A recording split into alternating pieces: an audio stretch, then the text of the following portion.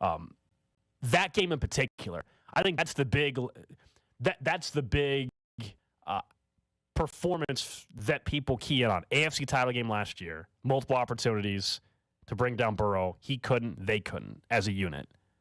Chris Jones talked about that in the offseason, how that was something that he couldn't do, and he acknowledged it and took blame for it. So that would probably be it. Like, more than Nick me sitting here telling you that he needs to have 3.5 or 4 sacks in the postseason, it's get a sack, and it's probably, if you face Cincinnati again, that sack, if that sack's against Joe Burrow, I think that says a lot, because it's not just the sack numbers for Chris Jones. It's the impact that he can have across the board. He's also, at times, not too bad in the run game either this year. He's been better at it. What I want to happen is, first quarter, let's say the Chiefs are playing the Dolphins, right? First round. Oh, wild card week. Wild card week. And let's imagine they get the 2 seed. I think like a first drive sack from Chris Jones. Ooh, right off the bat. Just get it out of the way. Because if you get it out of the way early, it no longer is a talking point every single time the Chiefs defense is on the field. Every Chiefs fan is looking for is, when is 95 going to get home? I know you can make an impact without getting after the quarterback, but I'm sure for his sake, it would be good to just get that monkey off his back early. There's been the few takeaways that this defense has had this year. On some of those interceptions, the interception gets credited to a Thornhill or L'Jarius Sneed or whoever, right? Just throwing out random guys in the secondary.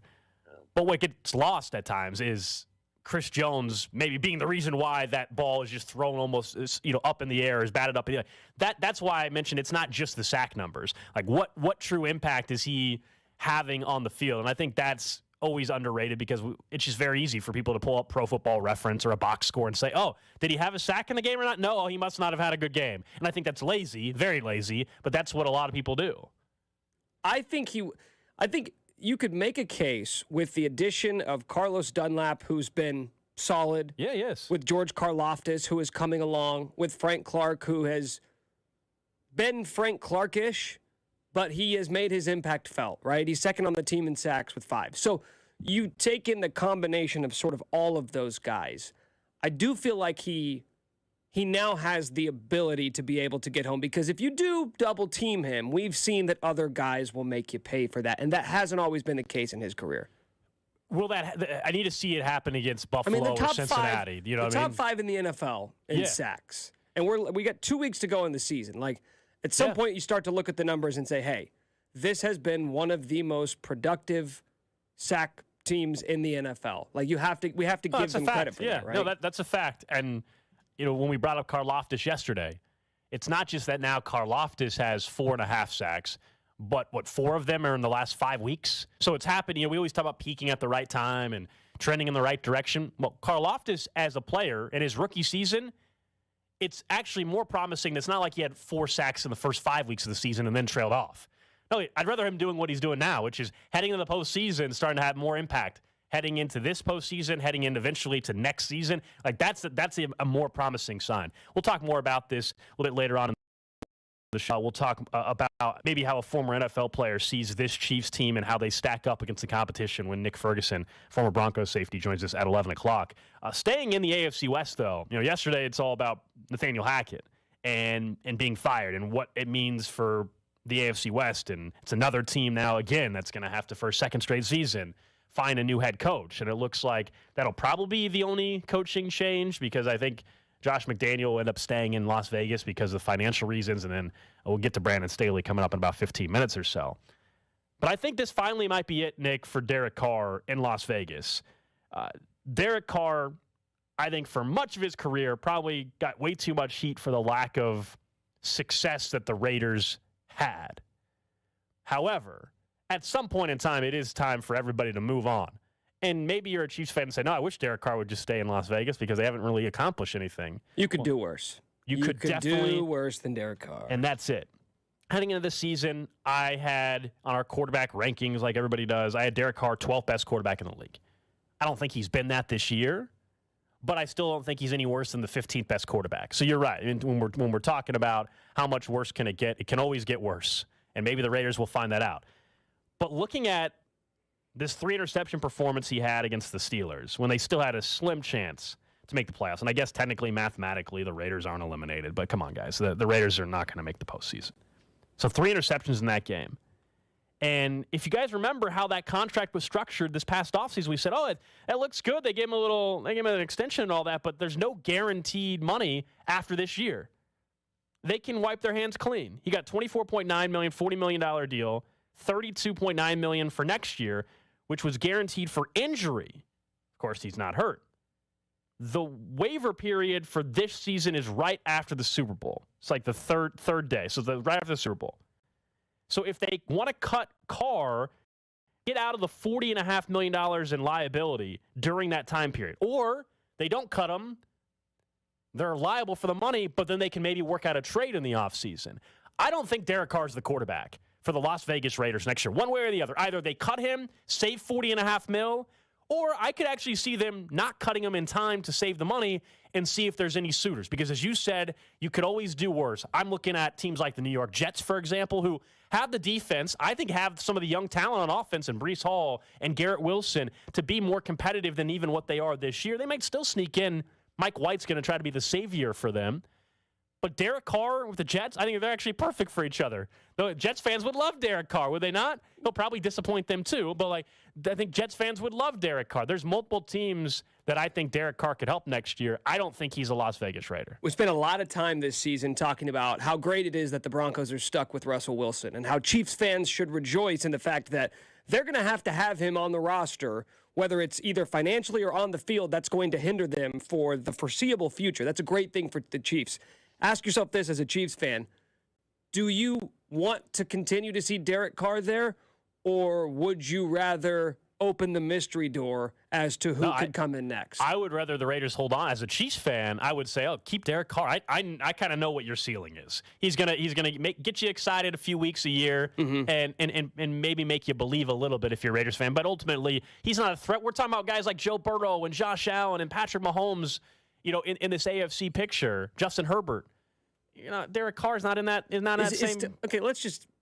Text line's asking it. Let's just ask the obvious question: is Tom Brady going to be in Las Vegas next year? Because sounds like he can get out from his contract in Tampa. Well, he can. He's a free agent. We're going to get into this with coaching here in about 12 minutes or so, because I think there's some really interesting scenarios for Tom Brady. I don't think Las Vegas would be that destination. Because of the AFC and the quarterbacks that are not only in that division, but also in the AFC. If you're Tom Brady, even look at this year, despite how bad his team has been, and the last couple weeks in particular, actually has looked his age a little bit, they're still have a chance to make the playoffs because that division sucks, and the quarterback path in the NFC is not that tough. If we all agree, right, if the Bucs still sneak in as an NFC South division winner, there will be people that will pick them to win multiple playoff games. In the AFC, there's no way that would have happened. So I don't think it's the Raiders. But, yeah, the Tom Brady thing is going to be another offseason story. And I think there's a chance that all of a sudden the Miami Dolphins become interesting again with the Tua situation. So there's a lot of things that are all open back up. I think that Miami's one to watch if Tua were to retire or they were not to sign him. We know Tom Brady, the report was they got in trouble for it. It felt like it was more than a report. Stephen Ross, the owner of the Dolphins, wanted Sean Payton and Tom Brady in Miami. So we'll talk about Sean Payton and coaching here in like 10 minutes or so. But, yeah, Derek Carr, there's talk that they're going to bench him maybe the rest of the season. I don't know, man. We can talk about the football aspect of it, but Derek Carr has brought us so many great memories in this rivalry. Oh, yeah, man. So to think that, in a little over a week from now, we could be seeing – our last taste of that delicious Chiefs-Raiders Derek Carr pie. I don't know, man. I'm getting a little sad just kind of thinking about it. No, you're not. I am. No, I am. Not. It's been fun because Derek Carr has been a roller coaster. It was this, hey, wow, the Raiders got this plucky little quarterback in the second round who might actually be a legit dude for them. And then you had, remember, he kind of snuck into the MVP conversation and they won 10 or 11 games. And they were like, okay, wow, the Raiders are here. And then back down to earth. The Raiders are the Raiders. And it's sort of been this up and down thing where I think over the last 2 years, at least maybe I'm totally wrong on this, there has been a tinge of an uptick in respect for Derek Carr, to where we just kind of thought this guy sucked and he was terrible and we were tired of everyone talking him up, to where the last couple of years it's I see worse situations across the NFL, and maybe he's not as bad as we think he is. It's just the fact that it's fun to beat him. It's fun to beat that team, and it's fun to beat him. I think it's seeing quarterback play in general, but also you mentioned like the respect factor or whatever. I think it's because of how clearly his teammates and how he's handled some of the mess that's gone on the last 2 years with coach firing, the unfortunate off the field stuff with Ruggs last year, and like how he did keep that team together. Like I think that's why there's a little bit of respect there. But overall, like I see on the text line, someone said, "Hey, Derek Carr had Josh Jacobs, Devontae Adams this year. He's not going to be any better with the guys in New York." I'm not saying that Derek Carr's going to be better. I'm saying if you're the Jets, Derek Carr's an upgrade from what you had, and you could talk yourself into saying, "Oh, we were this with Mike White and Zach Wilson." Yeah, we what know. Can he be with Derek Carr? Nobody's saying Derek Carr's going to become a top 5 quarterback. No, that's long gone. That's never going to happen. Derek Carr is the same guy he's always been, which is like a borderline top 10 to top, not even 10. Sorry, I shouldn't say that. I'm going to get correct. Like 12 to 15 in the league. I'm looking at it right now. They're 12th in points scored this year. That's exactly who he is, and that's what he will get you. But the Raiders also had one of the worst defenses in the NFL. So I don't know, like the whole Tom Brady thing. Like he walked into a perfect situation in Tampa Bay where he had one of the league's best defenses and all of these weapons on offense. That's not exactly the Vegas situation. So I'm kind of with you. I think it's just the Josh McDaniels ties that make people wonder. Yeah, we'll talk more about Tom Brady and then coaching carousel a little bit coming up in 10 minutes or so. I will say, though, I was a little hurt yesterday. You mentioned you said you're kind of sad about maybe Derek Carr leaving. I'm not there with you on that, but a little sad yesterday. A part of my, and I think your childhood is now closing shop. For those of you that were born in maybe the 80s or grew up in the 90s or whatever in particular, the old East Bay catalog, you remember getting the mail? Oh, yeah. Love the East Bay. Well, they just closing shop for good at the end of this year. East Bay. So wait, done. There's still time. I mean, I don't know if they're accepting orders. They're closing shop at the end of this year. So maybe you can get one last order in. But I love getting that catalog in the mail, man. Dude, the East Bay catalog was awesome. That thing had, I probably honestly only ordered from East Bay maybe 5 or 6 times, so I don't want to act like I was someone that was constantly ordering. But it doesn't matter. That doesn't matter. It was still cool to have the catalog, and they ultimately went online in the last 15 years. So it's like you didn't have to have the catalog, but I love getting it. Any of the shoes, basketball shoes, Jordans, whatever were in there. Every sports apparel before you could just go online and search for things. That was how you went about seeing everything. I'm gonna miss East Bay, man. So I remember specifically what shoes I bought, the first pair of shoes I bought on East Bay catalog. You remember? Yes. What were they? They were the Tracy McGrady 2s, white and blue. They had like they were like all white, and then they had the 5 blue stripes. It was when he was playing for the Orlando Magic. He was like my favorite athlete at the time. And I remember that East Bay catalog because that was how you figured out about new shoes. Yeah. There weren't, maybe you would see them on TV ads, but you weren't going online and like scrolling through Nike and Adidas's shops. Man, right now on the website, 70% off. You get 70% off. You can. Wait, they still make them? No. I thought you were talking about the T-Max. East Bay, everything because they're going. It's at 70% off site wide because they're closing. All sales are final. I should have looked online and see if there's anything good. Okay, well we got to make an order then. It's kind of tempting. Well, you know what we got to do, man? Dude, you got some like basketball shorts that are normally $35 for like $9 right now. Kids today will never understand the joy of the East Bay catalog coming in the mail, right? Your mom or dad, for me, I was the first one home from school. Okay. So when you knew it was that time of the month, that sounds weird to say, but when you knew it was about East Bay time, I would always come. I would get dropped off by the bus. I'd come down the street and I would keep waiting for the East Bay catalog to come, and then it comes, dude. It was so massive and thorough. Yeah, it had everything. It had sneakers, shorts, T-shirts, wanted athletic apparel. That was athletic apparel before you went online. It had stuff if you were like a youth soccer coach or a high school coach. Because remember, you could order equipment. It wasn't just tennis shoes. You could order baseball pads bats or whatever. It was everything. It was the definitive sports catalog.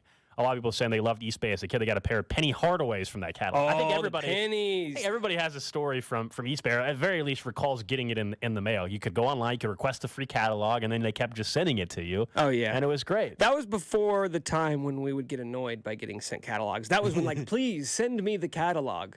I honestly, so they're closing shop, unfortunately, at the end of the year, but I didn't know they were doing 70% off on the website. I haven't been on the website in years, but now I'm kind of tempted to go see if there's anything good. I don't know if the shoes or if it's just apparel are 70% off, but NBA. Would you mind if I tried to book the CEO of East Bay? The CEO? Yeah, you think I could get him? I don't know if we need the CEO of East Bay. What, you don't know if we need him? You want to thank him? Yeah, just to talk about. Someone says, remember when you had to have your mom write a check? You sent it in the mail, then you waited 4 to 6 weeks. Hell yeah. Yeah, we were way more patient back then. Could you imagine waiting There's no 2-day, a month? There's no 2-day free delivery. No. Prime shipping, all that stuff did not exist. They didn't even have tracking. Like, once you sent the check in, you're like, hopefully it comes. There was no like, hey, here's your tracking number. You can watch on FedEx and see exactly where it's at. But because of the wait time, I'll be honest, like, I think you were way more excited.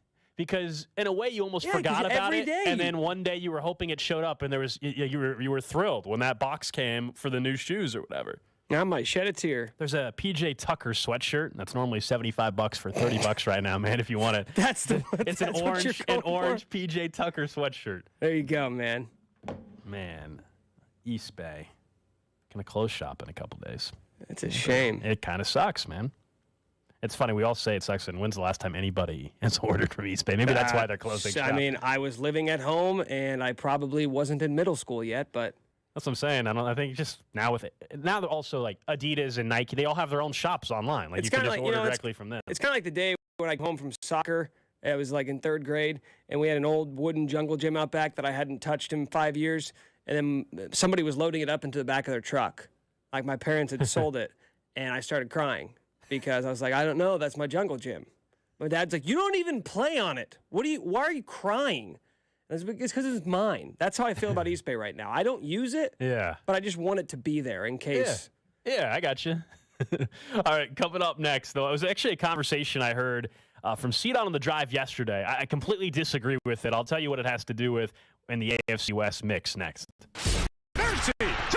Cody and Gold brought to you by Gann Asphalt and Concrete. For asphalt, concrete, and parking lot maintenance, Gann Asphalt and Concrete. One contractor, all things parking lot. Trusted in Kansas City since 1994. Online at GANNasphalt.com. Don't miss the Chiefs Red Half Hour every day at 11:30 on your official broadcast partner of the Chiefs, 610 Sports Radio. I'm sad to tell you guys that we have reached the end of Thursday Night Football, but I'm very excited to tell you that you should kick off Week 17 right with NFL same-game parlay insurance from FanDuel, America's #1 sportsbook app. It doesn't matter if you're new to the app or if you already have an account. You'll get free bets back if your 4-leg Thursday night same-game parlay falls just 1 leg short. Same-game parlays are a perfect way to combine your bets for a chance at an even bigger payouts. Let's take Derek Henry and Tony Pollard to score anytime touchdowns. I like the run game on this Thursday night. Build your own, or you can use one of the popular pre-built same-game parlays right there on the app. However you want to play, you can bet the NFL for the final Thursday night football game with the same-game parlay. All you got to do is use my promo code CDOT. Promo code CDOT. Make every moment more with FanDuel, an official sports betting partner of the NFL. 21 and present in Kansas. Refund issued non-withdrawable free bets that expires 70 bet $25. Restrictions apply. See terms at sportsbook.fanduel.com. FanDuel is offering online sports wagering in Kansas under an agreement with Kansas Star Casino, LLC. Gambling problem? Getting help is your best bet. Call 1-800-522-4700 or visit ksgamblinghelp.com. 106.5 The Wolf wants to give you the ultimate game day experience. Coors Light, McFadden's, and The Wolf are throwing huge parties for every game, home and away at KC Live in the Power and Light District. Complete with pregame food and drink specials, tailgate games, live entertainment, and more. When the game is over, celebrate the win with your fellow fans at McFadden's and KC Live. Come for the game, stay for the party at the ultimate game day experience. Brought to you by Coors Light. Get details from your official radio home for Chiefs football at 1065thewolf.com. Your love isn't confined to an advent calendar. It doesn't stop when the Christmas lights come down. With the Salvation Army, your love lasts all year long. It puts a present under someone's tree today and a roof over someone's head tomorrow. It brightens Christmas morning and the hardest nights for hardworking families. Together, we love beyond Christmas. Give $25 a month to support Kansas families all year long at lovebeyondkc.org. Inside the Huddle with Cody and Gold, each day from noon till 1 on 610 Sports Radio. Inside the Huddle is brought to you by Blue KC. Live healthy with Blue KC on the official radio partner of the Kansas City Chiefs, 610 Sports Radio. There's no place like home for the holidays. And when it comes to holiday spirits, there's no place like your hometown Lucas Wine and Spirit Superstore. It's hard to choose the perfect bottle of holiday cheer when you don't have a choice. That's not a problem at Lucas. 6,000 different wines and the largest selection of beer, craft whiskeys, fine spirits, and holiday gift packs between Dallas and Chicago. Planning a holiday party? Our event planners have you covered at lucaskc.com, where you can also find gift cards and our extensive tastings calendar. Your gift always goes farther at Lucas, because when you sell as much beer, wine, and fine spirits in a week as some stores sell in a year, you can sell it all for less, much less. We can even deliver on the Missouri side. Find your holiday spirits at locally owned Lucas Wine and Spirit Superstore in the North. Lucas Wine and Spirit Superstore in a glass by itself. Right now at Old Navy, get up to 75% off clearance. Styles for the whole family start at just $2.99. You don't want to miss this. Visit Old Navy or OldNavy.com for up to 75% off clearance. Valid 12/26/15. Select styles only while supplies last.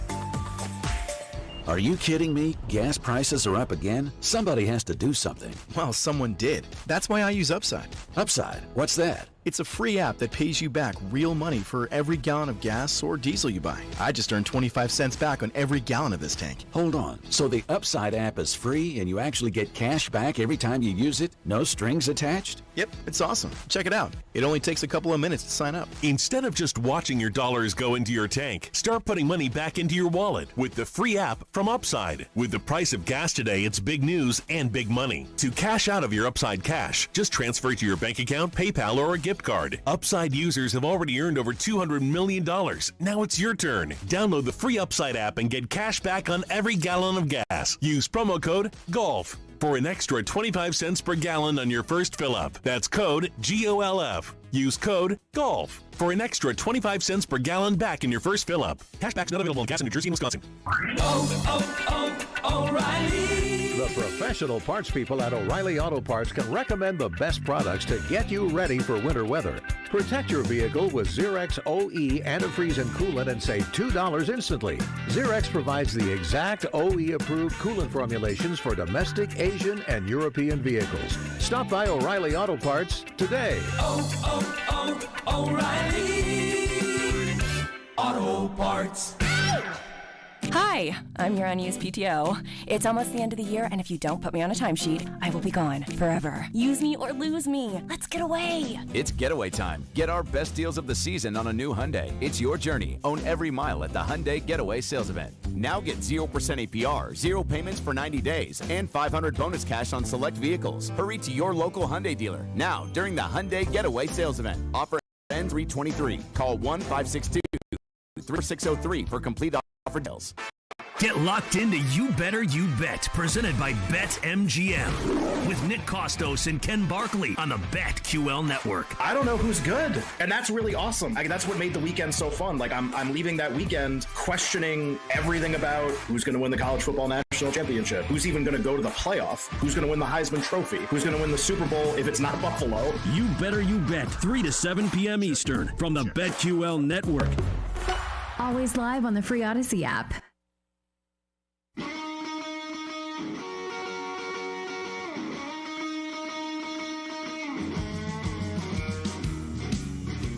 Just getting started here on a Wednesday. Cody and Gold, Alex Gold, Nick Schwartz with you. Coming up in 25 minutes, Nick Ferguson, former Broncos safety, going to join us to talk about the mess out in Denver and how they kind of view the Kansas City Chiefs a little bit and what a locker room is like after a coach can be fired and what it means maybe for Sunday's game at Arrowhead, where the Chiefs are significant double-digit favorites once again over the Broncos for Sunday afternoon. Just real quick before we get into the coaching stuff, did you see this come across during the break? I won't necessarily call it breaking news, but definitely interesting, Nick, when it comes to the Tua situation down in Miami. Mike McDaniel says that Tua did, in fact, sustain a concussion. So that's something now the team is confirming. Did sustain a concussion, which is the second known one of the season. We think there's a third, but the second one that they are able to fully confirm. What is this this third one that you're referring to. So go back to earlier in the season, and you had the first game, the one like the hit that everybody was like, "Oh, I can't believe he came back in the Thursday game." Night Football. Well, no, not the fencing response. Okay, the week before. Remember, like 4 days before. Yeah, and nothing ever happened with it. He was wobbly, remember, and he went back in the game. Yeah, and they never said that was a concussion. Then he played 4 days later and then had the clear concussion. That was what they said, oh, that was only the first one, although people suspect that first game that he had the hit, so this would be the third. That's why I referenced that one. So let me ask you this, because this is something that is not, all that, the idea that, like, hey, there was a concussion there, it looked really bad. Mm-hmm. And then they say, well, no, it actually wasn't a concussion. Isn't that kind of how we treated it when Mahomes went out versus the Browns in the playoffs a couple of years ago, when everybody else said, well, he shouldn't be able to play because he got a concussion, and they say, no, well, that was a nerve. His neck kind of got twisted in the wrong way. They've changed the protocol since they changed it in season this year, though, Nick. Like, they changed the protocol because of the Tua situation in that 4-day span from that Sunday game to that Thursday night game.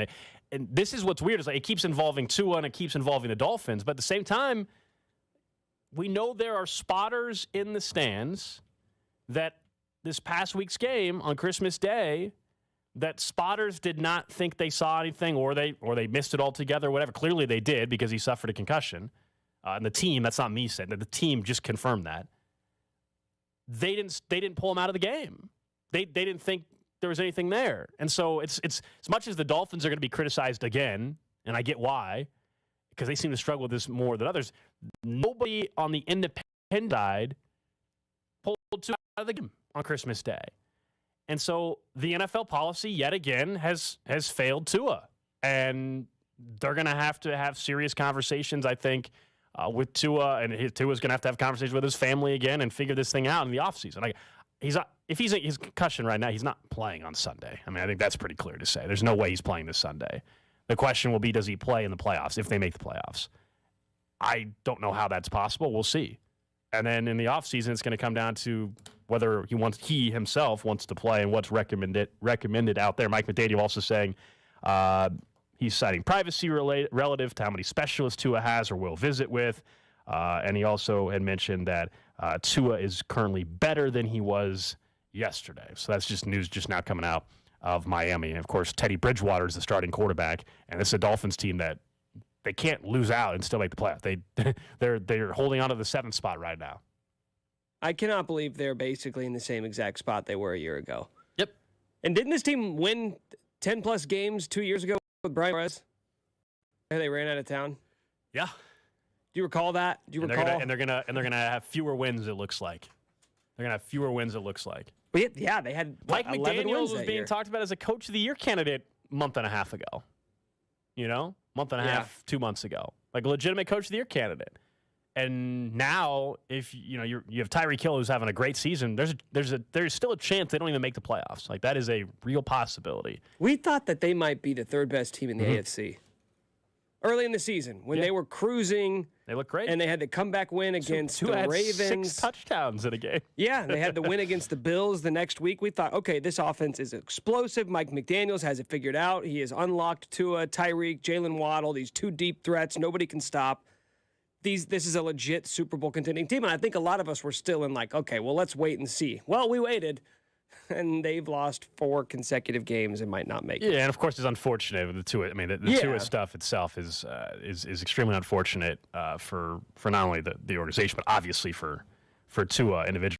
Serious ramifications long term for his health and well-being, with another concussion now confirmed by the Miami Dolphins. It's just a little update there in Miami. I did want to talk about coaching, though, because we kind of were dancing around it a little bit in the first segment, just in terms of where things are at in the AFC West and how it could impact, Derek Carr. Let's say Derek Carr leaves the Raiders. You mentioned, what does Tom Brady go there?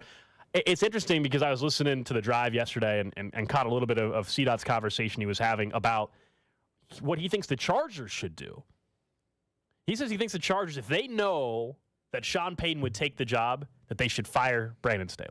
Like, if Sean Payton said, hey, I'll take the job, I'll work with Herbert, that they should fire Brandon Staley.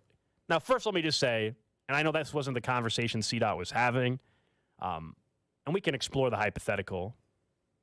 Brandon Staley's not getting fired unless they're going to repeat history in their own franchise, which would be what they did after Marty Schottenheimer, remember, won 13 games and they fired him for Norv Turner. Remember that? This was years ago, but that happened. What a mistake that was. I understand Brandon Staley doesn't have the track record and is not Marty Schottenheimer. But the same organization, they're going to make the mistake twice. Brandon Staley's going to win 11 games, it looks like. And we all agree that they would have a chance to win a playoff game. Brandon Staley also, as much as we've criticized him, I actually think he's done a pretty damn good job this year. Think about this. They're going to win 11 games, it looks like, make the playoffs for the first time with Herbert.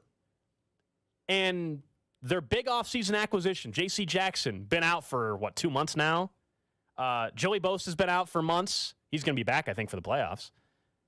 Keenan Allen out for the majority of the season. Now he's back. Mike Williams out for the majority of the season. He's back. And they're going to win 11 games? And we're honestly having a conversation about firing Brandon Staley? That's insane to me. To be fair, we're not. To be fair, though, we're not having a conversation. Well, there should not be a conversation whatsoever. What we're doing is having a conversation about the conversation. Okay, that's not actually being had. So I want to mention that real quick. That I'll go down the road with Carrington for a second, but Brandon Staley's not getting fired. Now, let's say he was. Would you fire Brandon Staley if you knew you could have Sean Payton? That was essentially the conversation. This scenario is not going to play out this way. But if you could have Sean Payton, would you fire Brandon Staley? And my answer is no. I know the thought is like, well, then Sean Payton get the most out of Justin Herbert. If Brandon Staley would not have made the playoffs this year, I thought he should be fired. We know he's making the playoffs. There's no hypothetical anymore. He's clinched a playoff berth. So I'm looking at Sean Payton. Do I think he could bring more out of Justin Herbert? Yeah, potentially. You know who also could? A new offensive coordinator there. By the Brandon way, Staley's a defensive-minded head coach. Are we going to ignore this? Are we going to ignore the fact that the offensive coordinator for the Los Angeles Chargers is Joe Lombardi? Who was with who? Who was the offensive coordinator under Sean Payton in New Orleans? Correct, with Drew Brees. Yeah, exactly. Yes, that is accurate. Like, what do you think is going to happen? It's not as though Joe Lombardi got to. That was the reason why Joe Lombardi got criticized last year, was that you are running an offense that was built around a 43-year-old quarterback who couldn't push the ball more than 10 yards down the field with a guy who can throw it 60 yards on a dime. Maybe we can switch some things up here. Justin Herbert at 22 isn't exactly the same guy as Drew Brees at 43. That is why their offensive coordinator got criticized last year. And I'm not even saying that to say that Sean Payton's not a great coach, because he is. But to think that he is going to unlock some sort of untapped potential with this offense is silly to me. Yeah, and I think that scenario to me would have been realistic if you would have said that Brandon Staley and the Chargers completely flopped and they won, 7 or 8 games. And then they would have said, all right, we're out on Brandon Staley, and the whole staff's gone. And then Sean Payton comes in. I could see that. Sean Payton, to me, will have his pick of the openings. Right now, it's Denver, it's Indianapolis, it's Carolina. We think maybe it'll end up being Houston, depending on what they do with Lovie Smith. But we think that'll be opened up, and they'll have a top pick. So if he likes Bryce Young or whatever, maybe he is interested in that spot. I don't know. That ownership group scares me a little bit if I'm Sean Payton. And then the other opportunities we'll see. There's always a surprise firing or two. It just happens every year. We usually don't just see 3 openings. We usually see 4, 5, or 6 openings in the league. And I think Sean Payton will be able to pick wherever he wants to go. There's reports that he doesn't want to go to Carolina.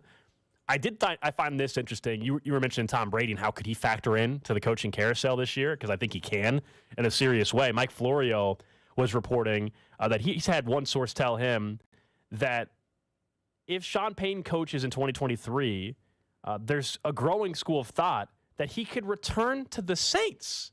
Now, I was like, wait a second. So Sean Payton is still under contract with New Orleans, 2 more years. And we know if he were to take a job elsewhere, somebody would have to compensate the Saints, right? So if he took the job in, I'll just say Carolina, even though it looks like that's not where you would go, but Carolina, they would have to maybe give up, 2nd-round pick, 3rd-round pick, whatever the compensation would be.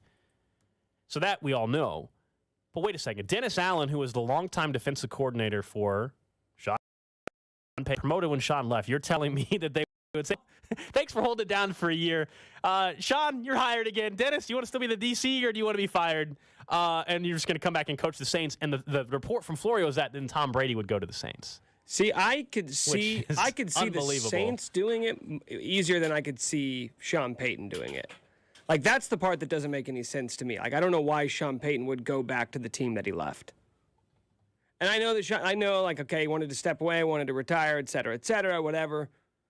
Like, that was a horrible situation that he was exiting because, in large part, to some of the contracts that he handed out. They were in cap hell. They didn't have money to go out and attract free agents. Now, I don't know what their situation will be next year, but it would just seem odd to me that a guy who's like, I'm going to step away and then step right back into the same situation. I know crazier things have happened, but it's just like, why? It's weird. I mean, I don't think I don't think Sean Payton's going to Denver, and it sounds like people don't believe he's going to go to Carolina. Denver doesn't make sense. We went over that yesterday. I think there's way too much of a mess. We're going to talk to Nick Ferguson about this in about 15 minutes or so, former Bronco. But Sean Payton, to me,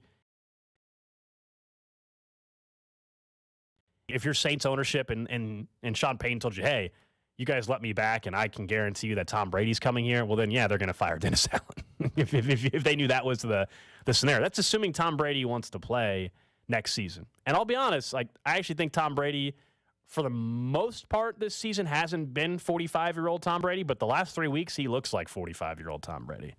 I heard a couple passes, a little short. He's kind of like me in college, where it's like he does his best when there's no time left. Like it's like Tom Brady plays like a procrastinating college student. It's like, I'm not going to do anything for the first 3 quarters of the year, and then last semester, finals week, I'm going to cram and ace it.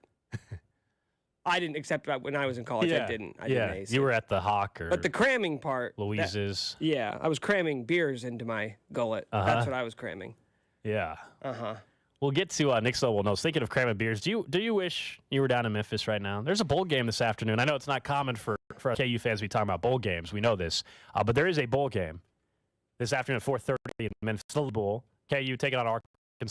2.5-point dogs. You and I put in probably too many bets this morning getting set for this game this afternoon. But I'm getting more excited as it gets closer. But yeah, I saw some cool photos.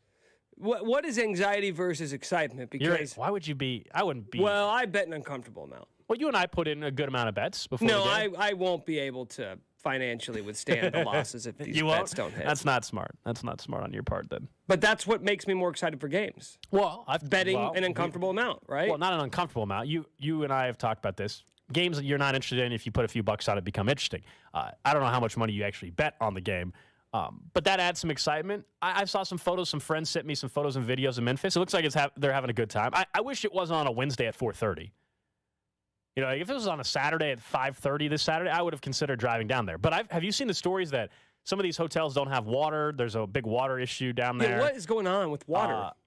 I think they had water main breaks and frozen pipes as well down there in Memphis. A buddy of mine, I showed you the video, sent me a video of their hotel in the middle of the night. They had to have the fire department come out. The whole lobby was flooded. And so there's been some issues down there. But KU fans are outnumbering Arkansas 70-30, it looks like, at least as of the first few days and building up to it. Yeah, so at first I thought, I don't want to. I just got back from vacation. Like, I don't want to turn around and drive down. It's a Wednesday. You're right. It's a 4:30 game. It's in Memphis, right? It's not like a great destination. And then everybody started posting pictures on Beale Street, and it's, like you said, 70-30 or 80-20 KU fans. And I'm like, damn it. It looks like KU's playing in a bowl game for the first time since 2008, and we're sitting here talking about it. I was in my pajamas on the couch last night while friends were sending me pictures at bars. And I thought, you know what, I'm gonna head in early. Are you going anywhere to watch the game this afternoon? No. I'm meeting some people at a sports bar down the street for the game. No, I'm just gonna watch at home. But some of these games, like some of the big games, we've talked about this. KU, Chiefs, the teams that you actually care about. There's like a nervous energy. I'd rather either be by myself or with guys I know, people I know are going to watch it the same way I'm going to watch it, which is, 3 or 4 of my friends, and we're just sitting around the TV and just kind of quietly watching and exclaiming and talking, but like There's not sidebar conversations going on during the game. I can't have any of that. I'm with you on the Chiefs. It's 100%. I don't like watching Chiefs games at bars. I'm with you. For KU, for a bowl game, it's KU football. I can watch with bars and have conversations during it. It's not going to drive me all that much. Yeah, but you're no longer the host of the Wave and the Wheat podcast. I'm not. When's the next one coming out, man? Are you gonna tomorrow have a post morning game special? Tomorrow morning. Good. So instant reaction. And for all those people driving back up What if you don't from win Memphis? your bets, though? Are you going to still do it? Well, I'll record it and then. Okay. And then, you know. Let's get to your notes then. I hope that doesn't happen. Write something down. Nick's notable notes. I hope it doesn't happen Luke either. Grimm touchdown today, please. Let's put it this way. If KU doesn't win, somebody else is going to be producing Cody and Gold. Oh, wow. Yeah, tomorrow. Last night, we talked about this earlier. Luka Doncic had one of the greatest games in modern NBA history, maybe in NBA history. He recorded, in the Mavericks' win over the New York Knicks, the first ever 60-point, 20-rebound triple-double in NBA history. He finished with 60 points, 21 rebounds, and 10 assists. I have a rule of thumb. If you're ever asked a basketball trivia question and say, who was the player that did X? Guess Wilt Chamberlain or Michael Jordan, and you're going to give yourself a pretty good chance of nailing that. Neither one of them ever did this. If Wilt Chamberlain never did it in a game, that means you did something pretty special. And it wasn't just like a guy who was out there taking... What 21 to 31, Gold? Like an incredibly efficient scoring night. It was unbelievable. And it wasn't just he racked up these points in a blowout win. For those that didn't watch it, there was an intentional missed free throw on his part that he followed up and got a bucket to force overtime. Like it wasn't just they were playing him out, and he just, no. It was a close game. They needed every bit of those 60 points to win the game last night. I think that made it kind of cooler too, Nick. It wasn't a blowout win, and they're like, we're going to leave him in. We're up 20, but we're just going to let him keep shooting the ball to try to get. No. He had to miss a free throw, and follow it up with a bucket. I know that the NBA is not super popular in Kansas City, and I get it because growing up, I didn't have a team. Same. So I would just watch players. When I was a kid, I loved basketball, so I would just follow, I'd follow Michael Jordan, or I'd follow Tracy McGrady, or then Paul Pierce and Kobe Bryant, just like the greats, because as any little kid would do. Like, Luka's going to be that guy for this generation because he's someone who, even if you don't have rooting interest and you don't like the NBA because you think guys don't play defense or you just don't like the way the game's played compared to how it was 20, 30 years ago, he sort of transcends all of that. He is so much fun to watch. He looks like a guy who is your neighbor at the condo next door, or like somebody who works down the hall from you. He does not look like a premier athlete yet. His conditioning in the Cup playoff time could use that was an issue last year. Yeah. But then you look at performances last night. I mean, he's averaging 33, 8, and 8 on the season. He's the new favorite for MVP this morning. The odds came out. I mean, that's no. Yeah. I mean, he was already in the running, but he's the new favorite with all those. Well, and you mentioned his conditioning. Afterwards, on the Mavs television broadcast, he was noticeably gassed after his performance. Here's the exchange with the Mavericks sideline reporter. 60-point, 20-rebound, triple-double. 60 points, 20 boards. It never happened, baby. How's it feel right now? I'm tired as hell. You can rest later. You're young. I need a recovery beer. Oh, we can handle that. A recovery beer, man. I love that. First thing on his mind after the game. He seems like a very fun personality as well. He's 23 years old. He's still. That's why he's also able to be that way, too. He's 23 years old. He's in his 5th year in the NBA. Like, sometimes math doesn't add up. Like, I do it with Mahomes sometimes. International player. I do it with Mahomes sometimes, too. I'm like, you're 27, and you're going to win your 2nd MVP? Like, this doesn't really check out. Generational type of athletes, man. It's just fun to watch. So, we don't talk a lot of NBA, but I thought, we would break a rule today on Nick's Notable Notes in honor of a historic performance last night from Luka Doncic. Up next, let's get right back into the Chiefs and the AFC West. We know the Broncos need a new head coach. What's the fix for Russ? Does it exist? What does it mean for the Chiefs come Sunday? Nick Ferguson, former Broncos safety, stops by. You're listening to Cody and Gold, brought to you by Gann Asphalt and Concrete. For asphalt, concrete, and parking lot maintenance, Gann Asphalt and Concrete. One contractor, all things parking lot. Trusted in Kansas City since 1994. Online at GANNasphalt.com. Don't miss Alex's That Betting Show every Thursday night at 7 o'clock. Right here on 610 Sports Radio and the Odyssey app.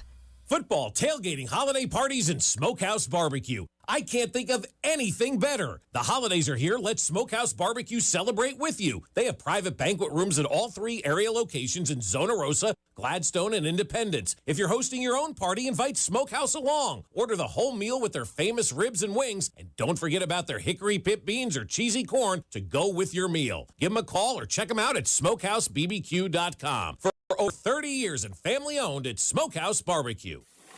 Hi, KC Tailgate Nation. It's Mitchell Schwartz, and this season I want you to try a twist at your tailgate by adding turkey to the menu.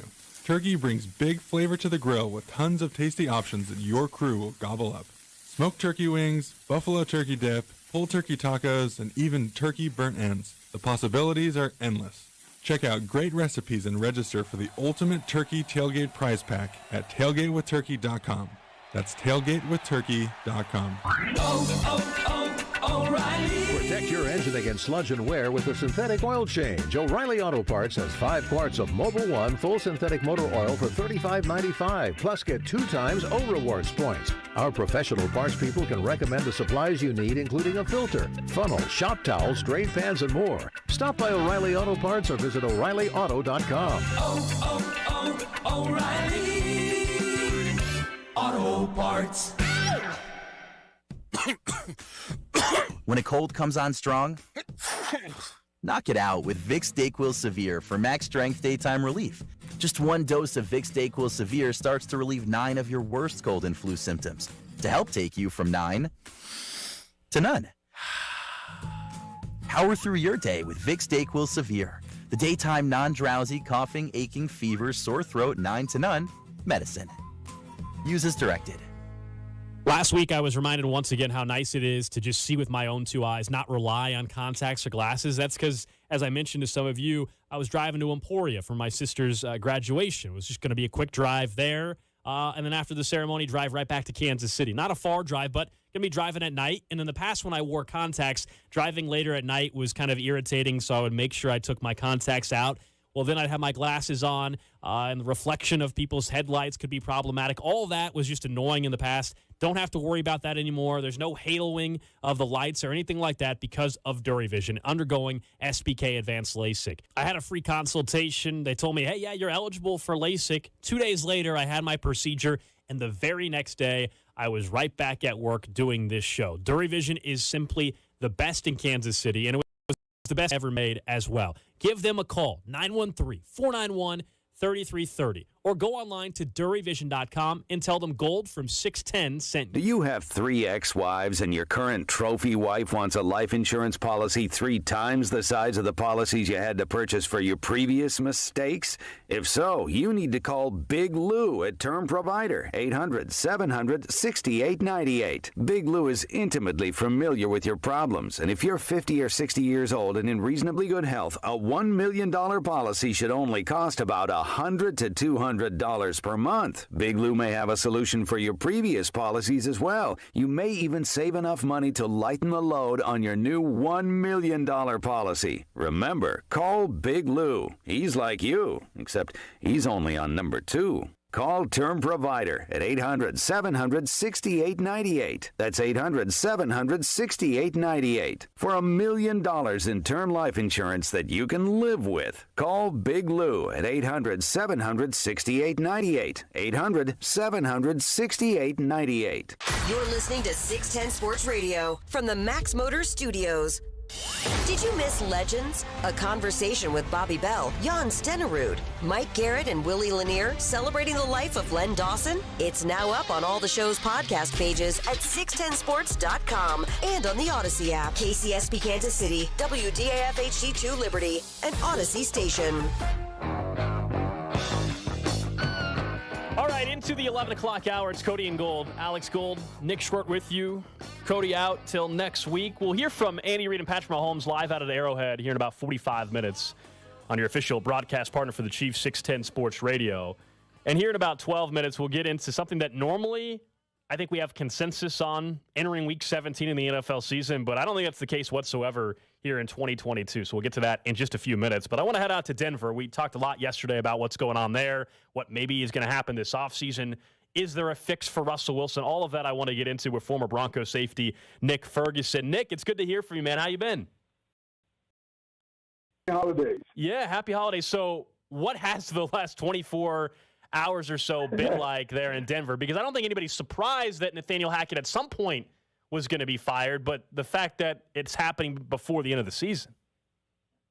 Yeah, no one was actually surprised about his firing, but they expedited the situation based on what we all witnessed on Christmas. It was bad enough the drubbing, the 51-14, and then just kind of the minor altercations on the sideline, Dalton Reisner and backup quarterback Brett Rippon, and then the situation with Randy Gregory. And if I'm Greg Penner, I was really upset. I was embarrassed. And he said that during the press conference yesterday when he looked at the overall outcome of the season, but more importantly, that game itself. Could you imagine, holiday, it's Christmas, you're sitting in the box with Stan Kroenke and you're looking at SoFi Stadium and how great that stadium looks, and then he looks at you and like, hey, what's going on with your team? That doesn't look like a professional team in my eyes. And, oh, by the way, I know our team is 4-10, but I have a better 4-10 team than you do. So that only, forced management to just kind of go out and make this decision earlier than they wanted to or what they were going to. But also, there were some other things that happened as well. Offensive line coach Butch Berry, he received his walking papers. Dwayne Stoops, the special teams coach, they fired him as well. And then they also let go a couple of players. Michael Jamuti, who was drafted in the third round from Iowa by Vic Fangio, and David Exigbo, who was on the practice squad as a running back. So they're just trying to go ahead and send a clear message that what we saw on Sunday will not be tolerated. Now, how much of this entire season was on Hackett? How much is Russ? How much is the front office and how they assembled this team? Because I still think the biggest problem is right there, and it's Russell Wilson. How do you see it? Well, for me, it's a 60-40 split. This is a situation where everyone is involved with what's happening this season. And I know we look at the quarterback and say, okay, well, we're going to give him all the responsibility, right? Because if the team doesn't do well, it's all his fault. I don't look at it that way. Russ has his issues, but for me, from a personnel standpoint, the offensive line was never what we expected to be. And I thought it was going to be a better offensive line with the addition of Tom Compton and Billy Turner to go with a lot of the guys that the Broncos were bringing back on the offensive line. But it just didn't seem to be that way. Let me give you a two-game sample of what it's like to be a quarterback for the Denver Broncos. With Russell Wilson in 2 games that he played, he has been hit 22 times and he's been sacked 12. Now, I know you guys have the marvelous Patrick Mahomes over there in Kansas City, and I don't believe that he has been hit or sacked that many times. So for me, that becomes a major problem because your job as a quarterback is that you have to believe in an offensive line. You have to trust in him. And I've heard countless quarterback whisperers or national analysts on these shows or former quarterbacks point out where Russ should have found the open receiver. I go back to that same tape and I say, well, how could you find an open receiver with someone in your face? That's hard to do in this league for any quarterback. And then when you can't really run the ball effectively, that entails, what's happening offensively. And I never really thought the system fit the skill set of Russell. So it's a combination of a lot of things. And the wording. Yes, we heard George Payton talk about it yesterday, and he was asked about fixing Russ. To me, I don't think it's the idea of fixing Russ because when you say, hey, you need to fix something, you're implying that it's broken. Russ hasn't forgotten how to play the quarterback position. But so I will, inject another word. How do you get the best out of your quarterback? How do you get the best out of your offensive line? That starts with coaching and making some personnel changes. And when it comes to trying to figure out who the next head coach is going to be, it's not about the head coach. It's about the offensive coordinator. That's the most important guy. Nick, what is the best of Russ, though, at this point, do you think still you have the game at a very high level throughout 95% of his career, except for this year and then maybe a little bit last year? Well, what's the best look like? Can he be top 15 again? Is that all you're asking for almost at this point? I know the financials are a big problem there where you look at Denver and they're kind of stuck here for a couple of years. They're like, this has to work. Well, yeah, I mean, because they gave him an extension, it has to work. That you are now married to him hip to hip. So the idea is like you go out and try to do what's in the best interest of your quarterback. So you have to go out and fix the offensive line. And knowing as though the Broncos, they have a first-round draft pick, but if the 49ers continue to play well, that pick continues to fall. But now you need to go out and you need to try to go get some veteran guys, bring some guys in here with a little attitude, because that's the thing that's been missing around here is guys with that tough man attitude. I'm going to smack you in your face type of thing. Now, I'm not advocating for fisticuffs, but I'm just saying just the mentality that you need for the protection of Russell Wilson. And, yes, there is still the best that you can get out of Russell Wilson because, once again, I don't feel as though you just forget how to play the quarterback position in 1 year, leaving one team in Seattle coming in Denver. It's about that offensive scheme catering to that quarterback skill set. And once again, I never really thought that Hackett did a great job because he wasn't running the basic staples of offense that he was deploying. I mean, if you're going to run Mike LaFleur, Mike Shanahan type offense, you got to run an outside zone. I'm not even seeing that. And if you're going to run the gap scheme where you're running what we call duo, where you have a lineman, maybe double team a nose guard and climb up to that second level to a linebacker, I'm not even seeing that. I'm not even seeing the basic route concepts that I practiced against when I was a member of the Denver Broncos and Mike Shanahan was the head coach. And when you think about what made Russ so great in Seattle, it was moving the pocket for him. I'm not even seeing them pull a guard and get Russell outside the pocket. So the scheme never really fit the quarterback. It's almost like tell me this, Alex, what size foot do you have? What size is your foot? 11.5. That's like you trying to put your foot in a 9.5. It doesn't work, right? That's what it was. And it doesn't work. So we need to bring in a quarterback, not a quarterback coach, an offensive coordinator that can really get the best out of Russ. Not fix Russ, but get the best out of him. And if you want to know a guy who I think can do that, that would be Brian Schottenheimer, who's on the Dallas Cowboys staff as a system or data analysis, whatever that's called. But that would be the guy that can definitely get the best out of Russ. We're talking to Nick Ferguson, former Broncos safety. You kind of hit on it there at the very end. I was going to ask you, how attractive of a job is this in terms of the candidates? We know Sean Payton's name is going to be mentioned with every opening. If I'm Sean Payton, I don't know why I would want the Denver job. Maybe you feel differently, but I look at the division, I look at the quarterback.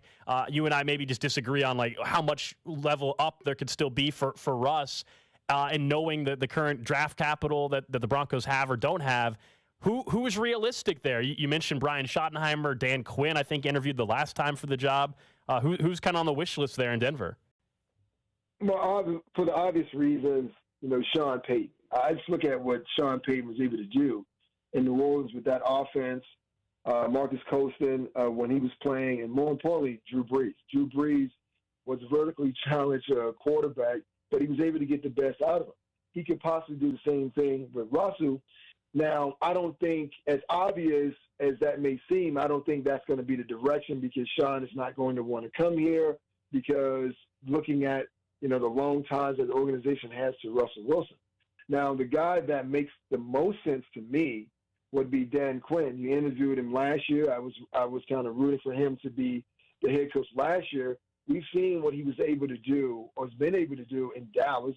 We've seen what he was able to do when he was head coach for the Atlanta Falcons. And, oh, by the way, he had an offensive coordinator in Kyle Shanahan that ran an offense that Nathaniel Hackett was trying to employ. But that relationship between Dan Quinn and Brian Schottenheimer, I mean, it goes back to Seattle. Now they're working together again and with the Dallas Cowboys. And Greg Penner said it himself.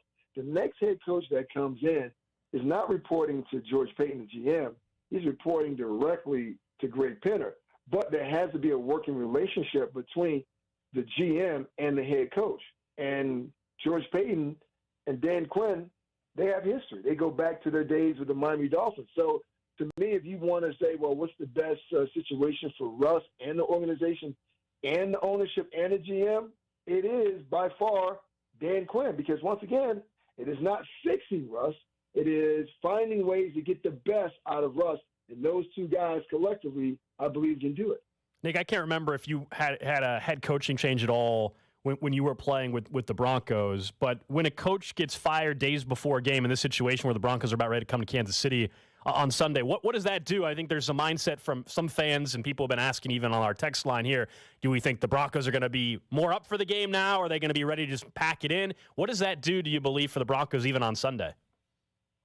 Well, when you get over first, I don't want to say the initial shock, but the disappointment of it, because you're thinking about another coach is fired, you're on this roster, you had something to do with it. But also, your coach is now fired. No one's expecting anything out of you. And we've seen teams perform well when the head coach is ousted. Think about when Jeff Saturday took over, his first game, taking over for the Indianapolis Colts. They played well. They played inspired football because they knew that, hey, our backs were against the wall. We have guys who are unrestricted free agents who are playing for jobs next year, either with this team or another team. And usually in that case, sometimes you get the best out of that team. So if the fans in Kansas City thinking there's a possibility that you're going to get a team that's feeling bad about themselves and licking their wounds, no. I mean, it's almost like a possum. You backing a possum into a corner. That possum is going to show his teeth and it's going to show his claws because it only has one way out, and that's through you. So now the Broncos players are going to be thinking about that. They're going to think about the second half of the game they played here in Power Field against Kansas City. And they said, well, we played great defense and we played great offense in that second half. If we can start out playing that same way and continue it for 60 minutes, we finally get our first win against our division opponents that's beaten us 14 straight times. So I wouldn't sleep on the Broncos thinking that you're going to get a lame duck coming in there. You're probably going to get a team that's eager to fight because they're trying to protect their job. Nick Ferguson, former Broncos safety. Great to talk to you, man. Enjoy the texting back and forth. I know we were talking about the Chiefs heading into the postseason, so we'll check in maybe to see how you're feeling about them in a couple weeks. Well, we'll definitely do that, man. You guys enjoy the new year. All right, you too, you as well. There you go. Nick Ferguson, former Broncos safety, giving us some time today, getting his perspective on kind of how he views the Broncos situation. You heard multiple times from him. He doesn't think that it's a broken Russell Wilson. He thinks sounds like more on the coaching end than anything else in terms of how they executed. We'll see if that's the case, obviously, going forward. My only thing is, like when you mentioned, I followed up and asked him was, what is the best of Russ still? I'm with you. Like, obviously, the new coach has to get the most out of Russ, but what's the most these days? Like if the issue is that the offensive line play is poor. Well, remember in Seattle, part of the play of Russell Wilson, Nick, was he was still kind of mobile, right? And I don't think he's as mobile as he was 5 years ago. Russell Wilson, that is. So how do you adjust to that? I don't think here's the problem.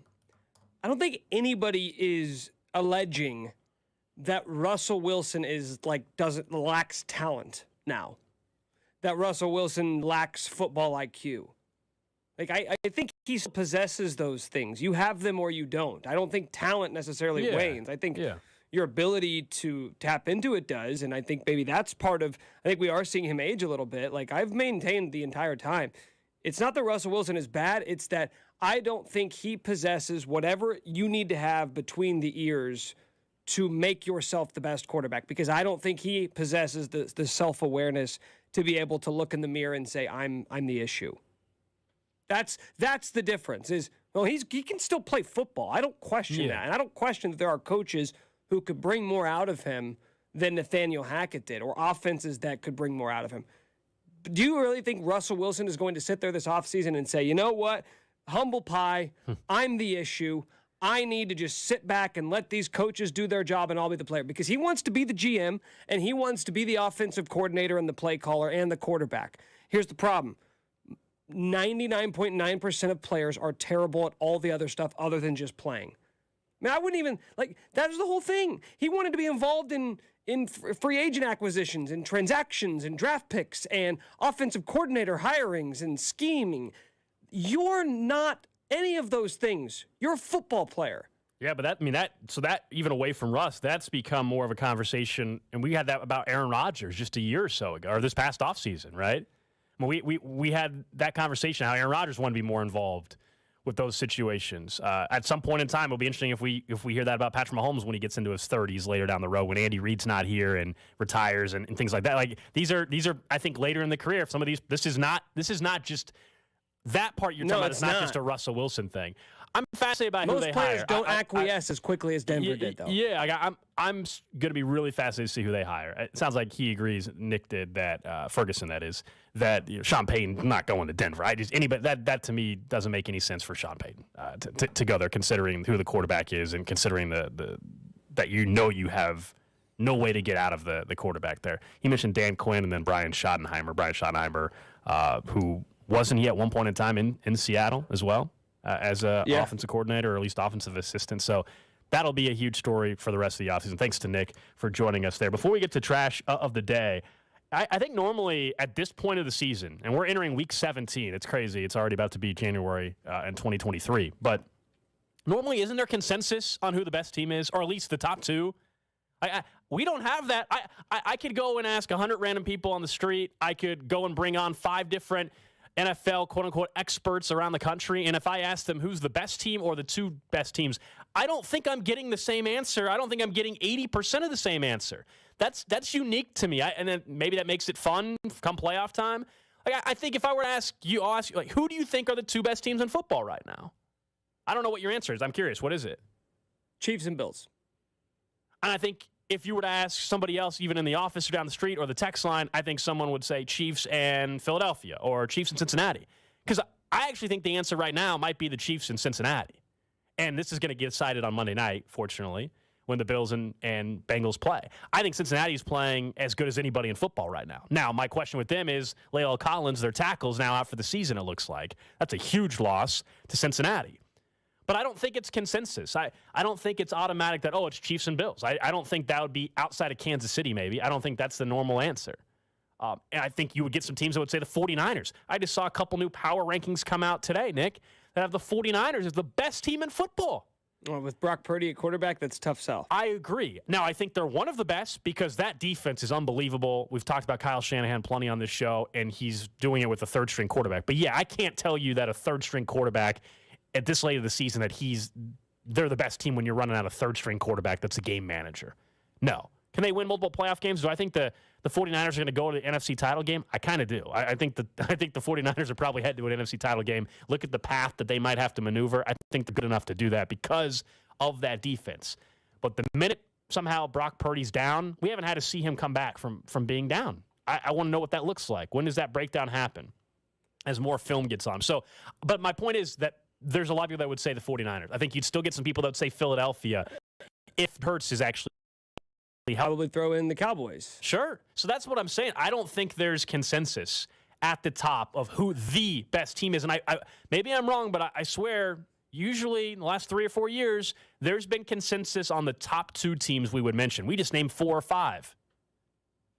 Yeah, so I think that the big thing that I want to go back to is the idea that there was 2 teams that we trusted at the beginning of the season, and they're still here, right? The 2 teams that you thought would be good, the 2 teams that you thought would be the best are still good and are still amongst the best. So that's not, I guess, a super scientific way of doing it, but that's the way that I kind of feel I also think what cannot be underrated about the Chiefs is, knock on wood, is that real? No, I think it's fake. I think that's like Probably that fake plaster stuff. Either way, go find some wherever you're listening. The Chiefs are as healthy as anybody heading into the postseason. They really, I just mentioned a huge injury, Lael Collins, for Cincinnati. Buffalo, we know the big one already in Von Miller. They also have some other injuries. We can go through San Francisco, their third-string quarterback. If we keep going down the road, there are multiple contenders of the ones we just mentioned that all have serious injuries. And the Chiefs, we've been talking about McCole Hardman, who's on the way back. Tony's hamstring's fine right now. Blake Bell just came back off of IR. I understand it gets people nervous when we talk about injuries that haven't happened. All that, but the Chiefs are as healthy as any team in football heading into the postseason. That is part of the, hey, if you're picking how do you accomplish a postseason run, a championship run, health is a huge part of it, as much as talent, coaching, and home field advantage and all that. The Chiefs are in as good a spot as anybody. I would argue really the best spot of anybody in terms of health. And I think that is an important part of the equation when we're discussing who the best teams are in football. Who's also the healthiest this time of the year. It's the cliche, but it's real. I don't like that you said that. I don't like that you brought it up. I know people hate it. It's kind of like a perfect game, you know? Well, that's ridiculous. The announcer jinx stuff is... No. You don't talk about it. The announcer jinx stuff is ridiculous. It's not even the announcer jinx. You see the guys, they'll leave him alone in the dugout, too. Yeah. They go and sit on the other side of the dugout because they don't want to talk to him. If you're on the team and you're in the clubhouse next to the guy, that's different. Lefevre, if we're going to go with the baseball example still, mentioning that Brady Singer next year in May has a no-no in the 7th inning. He's not jinxing Brady Singer, okay? He can say it all he wants. Man. You buy into that? I think some traditions remain traditions, okay? All right. Maybe a new tradition for you and Trash of the Day. Let's get to that. Trash of the Day. This could be a new thing. It's the first time it's happening in the United States, at least. We know sports betting is legalized in Kansas, hopefully in Missouri next year. We'll be following that all spring. In Washington, D.C., they are building the U.S.'s first strip club sports book. Just get everything all in one. It's coming to Washington, D.C. So I saw this story last night. The Cloakroom Gentlemen's Club will launch its retail sportsbook this week in D.C. It's touting that it's the first of its kind combination of sportsbook and strip club, all combining the vices together, man. Just combine all the vices together for this one.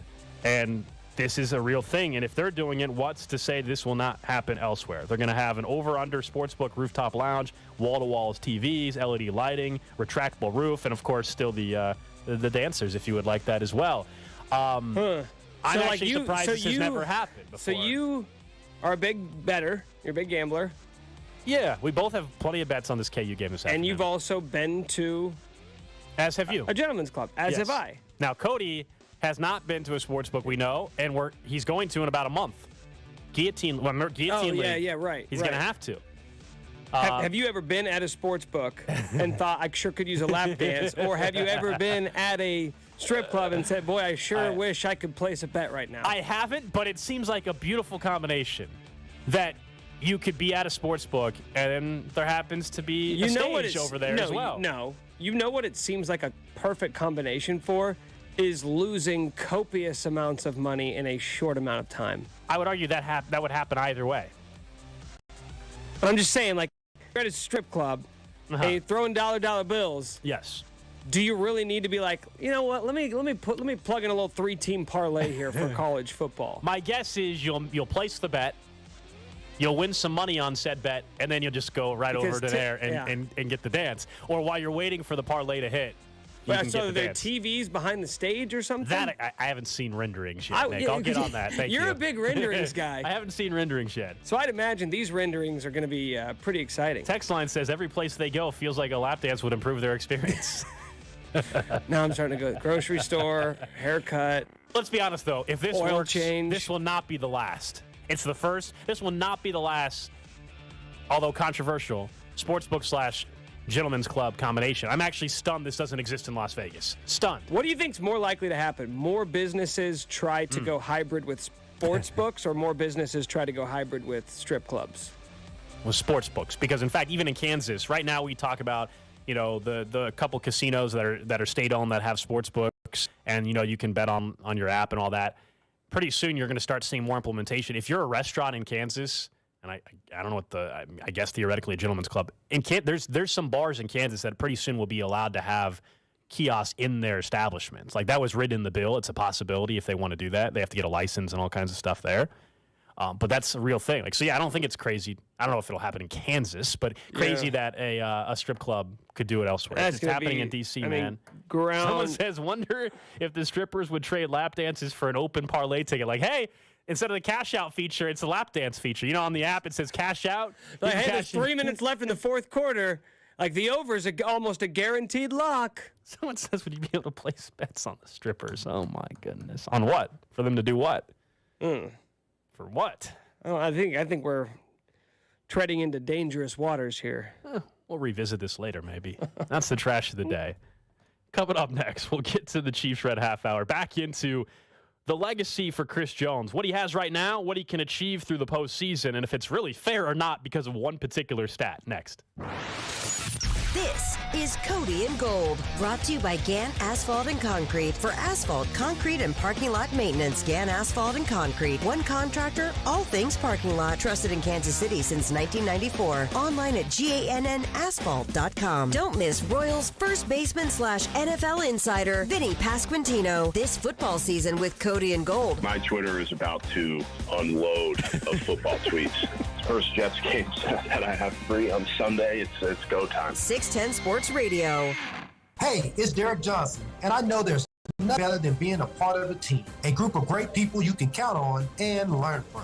The Sheet Metal Workers Local Number 2 are growing their team and looking for quality men and women who want to build Kansas City's future. While you're making KC a better place, you'll also get great pay and benefits while gaining lifelong skills. Explore the possibilities at sheetmetal2.org. That's sheetmetal2.org. And take a step towards a fulfilling and rewarding way of life. Right now at Old Navy, get up to 75% off clearance. Styles for the whole family start at just $2.99. You don't want to miss this. Visit Old Navy or OldNavy.com for up to 75% off clearance. Valid 12/26 to 1/5. Select styles only while supplies last. We asked Google Fiber customers what they think about their internet. I don't really pay attention to it. We don't think about our internet too often. Google Fiber has simplified my life tremendously to the point that I just never think about my internet. I can just let the internet do its thing and leave my mind, which is really nice. It's a really good sense of peace of mind. If you don't have to think about your internet, that means it's working pretty well. Sign up for Google Fiber today at fiber.google.com. Actual Google Fiber customer compensated for testimonial. Customer experience may vary. Hey, it's Josh Klingler. For this New Year's celebration, make sure to stop by Hy-Vee's on your list. I know we'll swing through the seafood department to get the shrimp my wife will want. I'll head to the bakery to snag some premium chocolate chip cookies, and the kids love the New Year's tradition of sparkling grape juice at midnight. We all get this done at Hy-Vee. Also, with my Hy-Vee Plus premium membership, I get extra fuel savings, exclusive offers, and free delivery. You should try it too. Just go to hi-v.com/plus to sign up. Kick off 2023 with some help from Hy-Vee, your one-stop headquarters for the new year.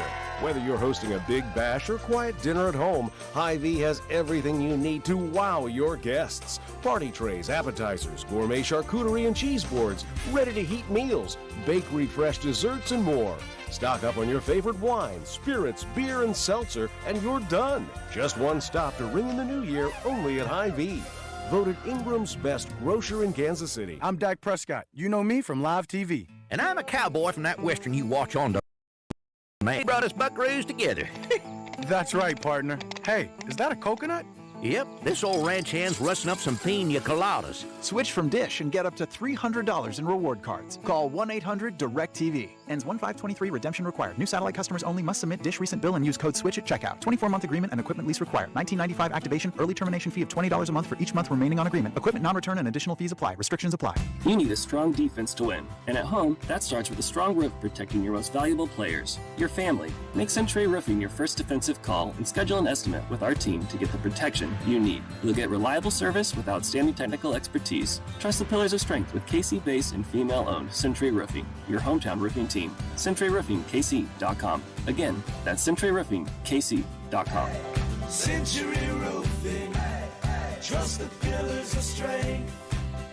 So I switched to Boost Mobile and got this free Samsung Galaxy A23 5G phone. Why do you think they call it the Galaxy? Maybe because the Samsung Galaxy A23 has a huge screen, and galaxies are huge gravitationally bound systems of stars rotating around a supermassive black hole. And the phone is free? When you switch to Boost Mobile. Cool. You lost me at gravitationally bound. Switch to Boost and get a free Samsung Galaxy A23 5G phone. Boost Mobile. Unleash your power. Limited time offer while supplies last. New customers only. Excludes tax. One device offer per line. Only available on certain networks. 5G not available everywhere. Additional restrictions apply. See your local Boost Mobile store for details. Most hot sauces are just basic. And let's face it, basic is boring. Melinda's hot sauces are anything but basic. Melinda's is made with fresh ingredients and the finest chili peppers with that perfect balance of heat and flavor. It leaves other hot sauces, well, just hot and bothered. Don't be basic. Upgrade to Melinda's and set your mouth on flavor. Visit melindas.com to find a retailer near you. Hi, I'm your unused PTO. It's almost the end of the year, and if you don't put me on a timesheet, I will be gone forever. Use me or lose me. Let's get away. It's getaway time. Get our best deals of the season on a new Hyundai. It's your journey. Own every mile at the Hyundai Getaway Sales Event. Now get 0% APR, 0 payments for 90 days, and $500 bonus cash on select vehicles. Hurry to your local Hyundai dealer now during the Hyundai Getaway Sales Event 23. Call 1-562-314-4603 for complete offer details. Here's to Prilosec OTC. Just one pill each morning and no heartburn all day. My holiday hero. Prilosec OTC. 1 pill a day, 24 hours, 0 heartburn. It's possible while taking Prilosec OTC. Use as directed for 14 days to treat frequent heartburn, not for immediate relief. Breezy and a little warmer today with a high of 52. Weather brought to you by one thing. Cut up six-pack rings and reduce your use of plastic to help keep it out of our waterways and oceans. Join Odyssey, and together each of us doing one thing makes a greener tomorrow. Chiefs Kingdom. This is Mitch Holtis, and welcome into the Chiefs Red Half Hour on Cody and Gold.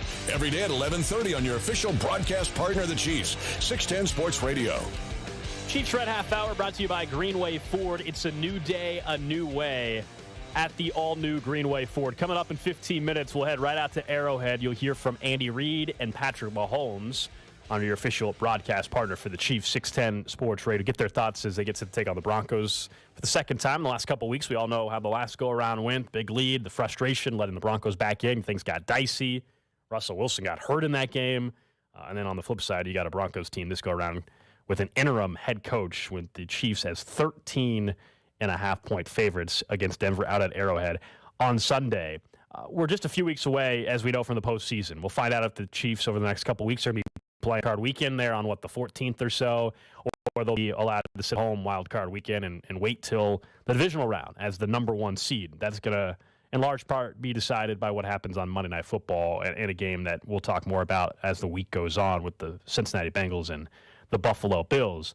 But there are multiple players that have both legacy and also future contracts on the line based on this postseason here in a few weeks. And Chris Jones certainly fits the bill for that, both on legacy and on contract. Yeah, he's got a year left on his current deal, but he's not going to be playing next year on the current deal. He's either going to restructure with a new contract or there's a trade possibility. There's a lot of possibilities with Chris Jones in the offseason.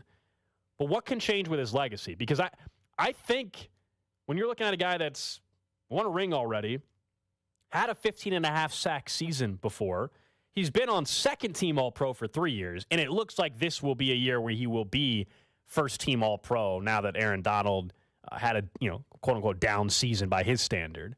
And Chris Jones has been fantastic this year. He's got 12 sacks right now. Maybe he can get to 15.5. He needs 3.5, though, in these final two games against the Broncos and the Las Vegas Raiders, so it's certainly a possibility. We've seen him be so disruptive this season, even in games where he's not getting those sacks, which is understandable to point to the sack numbers. And one time in particular we always point to his sack numbers, Nick, is the postseason. So if you're asking me what can change for Chris Jones' legacy in Kansas City other than signing a new long-term contract this offseason that ensures he's going to play 90% of his career in Kansas City, it's that one stat that's got to be so damn annoying for Chris Jones, and it's that fact that he does not have a postseason sack. It's crazy. We know that. It comes up every postseason. Last year, you needed one of Joe Burrow, and we're probably talking about this team maybe winning the Super Bowl and not going home on AFC title game weekend. But he doesn't have a postseason sack. Makes no sense. For his sake, I hope he gets one. For this team's sake, I hope he gets one, because I think that actually is a weird thing in this legacy. Whenever Chiefs fans will talk about Chris Jones, they bring up, well, he's never had a postseason sack. I just want to remind you how fickle sometimes that can be, because you can be disruptive and have an impact without getting the sack. Look at Frank Clark. We brought this up earlier. Frank Clark is fifth all-time in postseason sacks. Frank Clark is. He's there with, he's one sack away from Reggie White. He's like 3 away from Bruce Smith. I know it's not going to happen, but like there is mathematically, if Frank Clark just had, if the Chiefs played in 4 games, 3, we have 4, yeah, sure. If they played in 4 games and he finished with like 5.5, 6 sacks. Yeah. He would be the all-time postseason sack leader in NFL history. He's tied with 5 players By or the way, so with 11. Does that get you a gold jacket? No, he's not a Hall of Famer. I know. I'm just asking if you are the all-time postseason sack No. leader. No, because it wouldn't. Now you're asking, okay, who else on the? You sure about that? Yes. If it came with the second ring. Here, to your point though, here's the names he's attached to. Talking about, I know we want to talk about Chris, but it's Frank Clark here for a second. Because it's a ridiculous stat. Frank Clark, not just in the last 10 years, this is all-time postseason sacks. Willie McGinnis has 16 of them, and he's a Hall of Famer. To your point, okay. He also did a lot of other things in his regular season career. Bruce Smith, Hall of Famer, 14.5 sack. 18 games for Willie McGinnis. Terrell Suggs, 21 playoff games, 12.5 sacks. Reggie White, 19 playoff games, 12 sacks. The other wild part is Frank Clark's in 14 of them has 11. And by the way, he had 0 last season. He had 0 in 3 games last postseason. So it's really 14 in his someone says 11 in 11 games. To your point that let's say the Chiefs won a Super Bowl this year. So Frank Clark would have 2 rings, and let's say he ended up with 5 sacks and had a tie for the postseason sack lead. Here's the beautiful thing about Frank Clark in this comparison is Frank Clark has 11 sacks. 3 of them came in that wild card or that divisional game against Houston. Yes. Back in 2019. So that is living proof that you can kind of rewrite the narrative in one game. And I feel like Chris Jones is going to do it this postseason. Man, if it doesn't happen this year, then you got to wonder when is the postseason sack? But that's just it, right? That's the only knock you can have on Chris Jones's resume because he's going to get the All-Pro this year. Yep. He's going to be first-team All-Pro. He's got 3 second-team All-Pros. He's going to get the All-Pro. If he gets the postseason production, at that point you're talking about he's got the regular season production, he's got the hardware, he's got a Super Bowl ring. Now you'd be able to say he did it in a postseason. If they added another Super Bowl ring on top of that, then you start talking about his legacy being, damn near as complete and robust as any Chiefs defender in the history of the franchise. And we're talking about Chris Jones here now, not Frank Clark anymore. Chris Jones. Would that change your thought process in the offseason? Because is it easier to part ways or harder? Like from a fan base perspective, it becomes even harder. But from a franchise and a front office, if Chris Jones does what you're saying, which is finally does get the postseason sack, we know even when he hasn't been getting postseason sacks, he's still been impactful. But let's say he does, and the Chiefs walk off and win a Super Bowl, and everybody's thrilled, and we're doing another parade here in Kansas City. And Chris Jones has 2 rings. He'll be 29 in the offseason, needs a new deal, deserves a new deal. Does that make it easier to part ways if he does It's weird because right now I'm so ready to re-sign him to a long-term deal in the offseason. So for me to get to the point where it's okay with him parting ways, if you would have told me at this time last year that, hey, how would you feel if the Chiefs let go of Tyreek Hill? I'd say, no, thank you. Please. Right. But now I'm okay with it and seeing how everything's played out. Because we said when they traded Tyreek Hill, we said with the exception of Patrick Mahomes and Travis Kelce, nobody roster other than those 2 guys is going to dictate what they're going to do financially with deals, with off-season plans. Like that was a conversation we had. Like Mahomes can dictate what he wants. Travis Kelce, those are the 2 guys that can. Nobody else is going to force the Chiefs into doing anything they don't want to do, kind of thing, right? I mean, those are the exceptions. Chris Jones is not one of those guys. Is that what you're saying? Because I'm in agreement with you where it's like I would bring Chris Jones back, but I think there will be a fair conversation, no matter what he does in the postseason, about is it smart to allocate X amount of percentage of cap to one player. Yeah, I mean, there's always a line, but the difference between Tyreek and Chris Jones is when you ask the question, what is the Chiefs' offense without Tyreek Hill? I could still answer, well, it's Patrick Mahomes, Andy Reid, and Travis Kelce, and that's a pretty good start to an answer. And here we are, and they're the number one offense without him, right? If I ask that same question about the defense without Chris Jones, where do you start? They're lost, right? Seriously, where do you start? You say Trent McDuffie? Nick Bolton? Yeah, and that's the thing, and that's the big issue, and that's why I think you would bring him back. But I don't think it's I think there's some notion that Nick is this 100% no-brainer. I don't agree with that. I think there is a conversation to be had around it. But I'm with you where it's like, who the hell are you bringing in to that's going to be cheaper and multiple guys to equal what you're getting from that one guy that we're talking about that's going to be an All-Pro this year that you thought, I disagreed with you, but you thought should be Defensive Player of the Year conversation? Like that how do you replace that?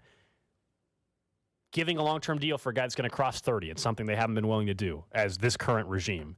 That'll be fun to see how it all plays out in the offseason as well. All right, coming up next, though, we're heading out to Arrowhead. We're going to hear from Andy Reid, Patrick Mahomes, and maybe somebody else. We don't know who's going to show up. Maybe Chris Jones will show up. We'll find out together next.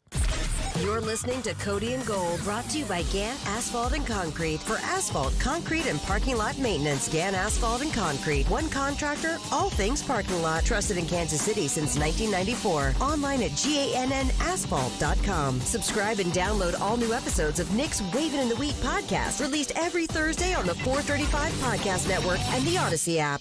Make some midweek magic with Light the Lamp Wednesdays at BetMGM, an official sportsbook partner of the NHL. Place a $25 wager on any NHL player to score a goal on Wednesday, and you'll automatically receive $200 in free bets for every goal scored in the game. That's up to $1,600 in free bets. Just log into your account or download the app and sign up with BetMGM to get started. Then opt into the Light the Lamp Wednesdays promotion to receive a $200 free bet for every goal scored in the game, regardless of your prop bet's outcome. Every Wednesday at BetMGM. Visit BetMGM.com for terms and conditions. 21 years of age or older to wager and physically present in Kansas to bet. New and existing customers offer. All promotions are subject to qualification and eligibility requirements. Rewards issued as non-withdrawable free bets or site credit. Free bets expire 7 days from issuance. Please gamble responsibly. Gambling problem? Call 1-800-522-4700 in partnership with Kansas Crossing Casino and Hotel.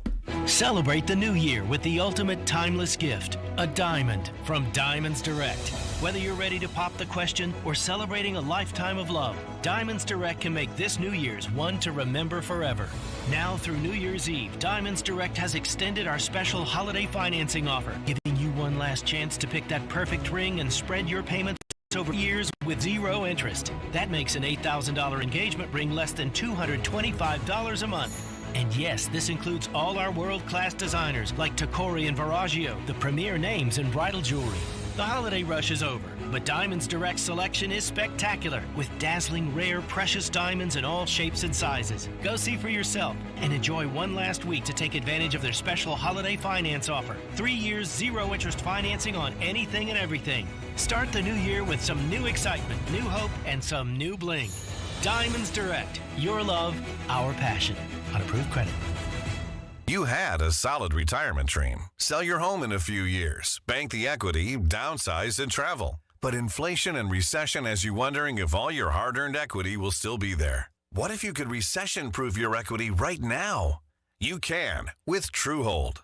TrueHold will buy your home for its best current value before a recession can erode it. You get to bank all the cash now and live in your home for as long as you want. And TrueHold covers all property taxes, insurance, repairs, and maintenance. And since TrueHold pays your home's current value in cash now, it's yours to do whatever you'd like. Don't wait for inflation, recession, and interest rates to erode your home's value. Visit TrueHold.com and discover how much TrueHold will buy your home for today, based on its best current value, not what's coming. Call 1-855-300-9993 or visit TrueHold.com. The smarter, faster way to cash out on your home's value without having to move. That's TrueHold.com. O'Reilly. Protect your engine against sludge and wear with a synthetic oil change. O'Reilly Auto Parts has 5 quarts of Mobil 1 full synthetic motor oil for $35.95. Plus, get 2 times O Rewards points. Our professional parts people can recommend the supplies you need, including a filter, funnel, shop towels, drain pans, and more. Stop by O'Reilly Auto Parts or visit O'ReillyAuto.com. O'Reilly Auto Parts. When a cold comes on strong, knock it out with Vicks DayQuil Severe for max strength daytime relief. Just a dose of Vicks DayQuil Severe starts to relieve 9 of your worst cold and flu symptoms to help take you from 9 to none. Power through your day with Vicks DayQuil Severe, the daytime non-drowsy, coughing, aching, fever, sore throat, 9 to none medicine. Use as directed. Paid for by Christian Care Ministry. So right now may be the perfect time for you to rethink how you pay for health care. And here's why. Not only is it open enrollment for a lot of people, it's also a time you can join Medishare and save even more than usual. And it's true, the typical family switching to Medishare saves $500 or more a month, which is obviously huge for a lot of people. But what's more, they like it. Medishare has double the customer satisfaction rate compared to health insurance. There are 400,000 members. They've shared over $4 billion in medical bills, and it really is a great community, too. People encourage and pray for each other. And here's the thing. If you join Medishare Complete right now, they'll waive your new member fees, and you'll save an additional 10% off all of 2023. That's right. No fee to join, 10% off every month of next year, but it's a very limited time offer. You have to sign up before December 31st. Great savings, great health care. Find out more. Call now. 855-51-BIBLE. That's 855-51-BIBLE. 855-51-BIBLE. If you own a business, this has been a bumpy ride. From pandemic to inflation, I'm sure you could use a break. If your business has 5 or more employees and survived COVID, you might be eligible to receive a payroll tax refund of up to $26,000 per employee. The challenge is getting your hands on it. Hi, I'm Howard Mackler, and that's why I founded GetRefunds.com to cut through the red tape and get you the money. The team of tax attorneys we have put together are highly trained in this little-known payroll tax refund program. We do all the work, charge not a dime up front, and simply share a percentage of the cash that we get for you. Businesses of all types can qualify, including those that took PPP, nonprofits, and even those that had increases in sales.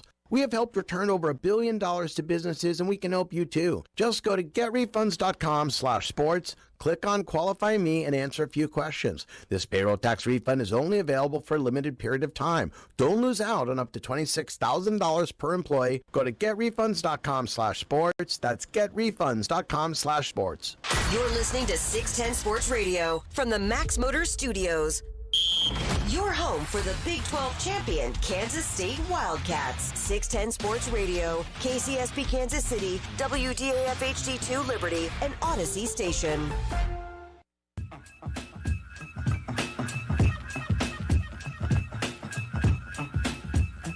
Back here on Cody and Gold, Alex Gold, Nick Schwartz with you. Expected to head out to Arrowhead in a couple minutes. Going to hear from Patrick Mahomes and Andy Reid right here on 610 Sports Radio. I was looking, Nick, this is just like a weird observation that you'll say, why does this matter? But I was looking at the bowl games today. Is there any reason why it just so happened that like all the schools we would consider to be basketball schools, all their bowl games are today? Duke is playing in a bowl game in, 2 hours against Central Florida. KU's got one against Arkansas this Maybe it's afternoon. because basketball schools aren't usually good at football. And North Carolina's playing in their bowl game. Like all three of the more historic college basketball programs, they have their college football bowl games in the same day. Or is that just because this is where a bunch of the a bunch of the 6 and 7 win teams bowl games are? Is that what it is more than anything else? Anyway, let's head out there and hear from Andy Reid. So we've got to have a good week of practice, and special teams they're solid there too. So, and then with the coaching changes, I mentioned to the team that you're never quite sure what you're going to see. So you got to be kind of ready for anything and everything, and make sure you bring the energy in that you need to take care of business. We're glad we're here at Arrowhead. Look forward to seeing all our fans out there. So that time's yours. When you say being ready for anything, like what do you tell your players? What do you coach them for? You hit the things the primary things that they've been doing. But you got to keep your eyes open. You just have to be aware of any adjustments. There might be a couple more sideline adjustments you have to make, or in-game adjustments that a guy might have to put on. So we'll see how it goes, but that's where we're at. So. Would you ever run McCullough Hardman? If my math is correct, you have exactly 7 more days within the 21-day window. What do you need to see out of him to make that determination that he will be ready? Yeah, so as the week went on, he got a bit tired and sore, and I think that was good.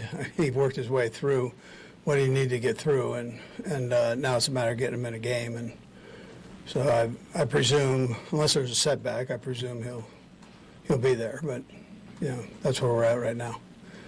Have you ever run across Jerry Roseberg and ever had a chance to meet him and talk to him? I have. He actually worked for John Harbaugh for a number of years. One of the top special teams coaches in the NFL. And a good football coach, period, but he was a tremendous special teams coach. Good guy. Andy, Clyde, is his clock anywhere close to being started here? Yeah, he's not ready yet. I mean, he's close, but not ready. Ankle sprains, those are tough deals, man, on running back. So he's working through everything, and he's busting his tail. It's just not quite there yet. What are realistic options that maybe have Clyde available for the postseason, and maybe even Jody Fortson included in that group? Well, there's a chance. There's a chance that happens. I mean, time will tell. See how things go here. Right now, neither one, ready to go. So. Andy, I saw a stat recently that you guys are leading the league in batted balls at the line of scrimmage. Yeah. How much is that practiced and worked on, and how much of that is just kind of understanding the down and dizzy situation and obviously being prepared for that if you don't get home? Yeah, Joe covers that. If you're not able to quite get to the quarterback, get your hands up, at least one, and and try to bat the ball down. And so that's part of his repertoire of things that he does in there with them. But it's been very successful. And I know before George kind of went on this sack thing that he's going, he had a few batted balls in there, which were big for us. And Carlos likewise. Yeah, but I was going to follow up and say Carlos is known for that. How much does his addition and his play style might just permeate to the rest of the guys, especially some like George? Yeah, sure. Well, they know the history of him doing it. I know the history of him doing it. He batted a few of ours down. I'm glad he's on our side, and so they know. And Carlos is a smart guy, talks to everybody, so I'm sure he's helped in that area. Your roster is kind of a add-on question here. Your roster's turned over a lot since Patrick became the starter. They'll probably turn over again a bunch more John Boys here. How do you approach that challenge, sort of knowing the reality is things are going to change and evolve while still trying to maintain an identity and still trying to accentuate what Patrick does? Yeah, sure. I think you go back to Brett and the people that he brings in.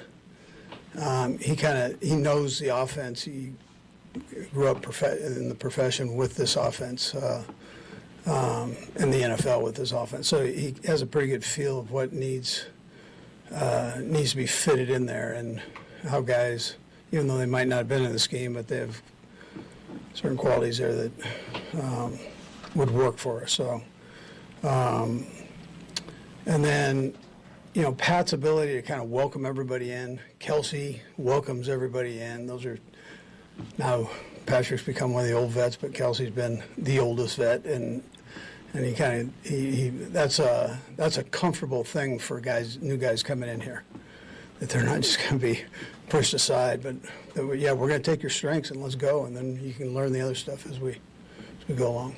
And is Patrick's, he's very talented in a lot of different ways. Does that make it a little bit easier to target guys? Because it kind of seems like whatever their strength is, Patrick will be able to exploit it. No, that's exactly right.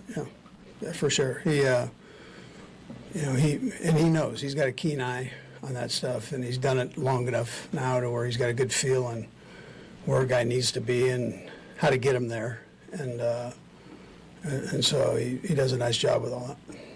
Andy, are there certain things that you try and layer in? I mean, you guys obviously have clinched the playoff spot at minimum. Are there certain things you try and layer in over the last couple weeks, last week, that you feel like you want to see in action before the postseason?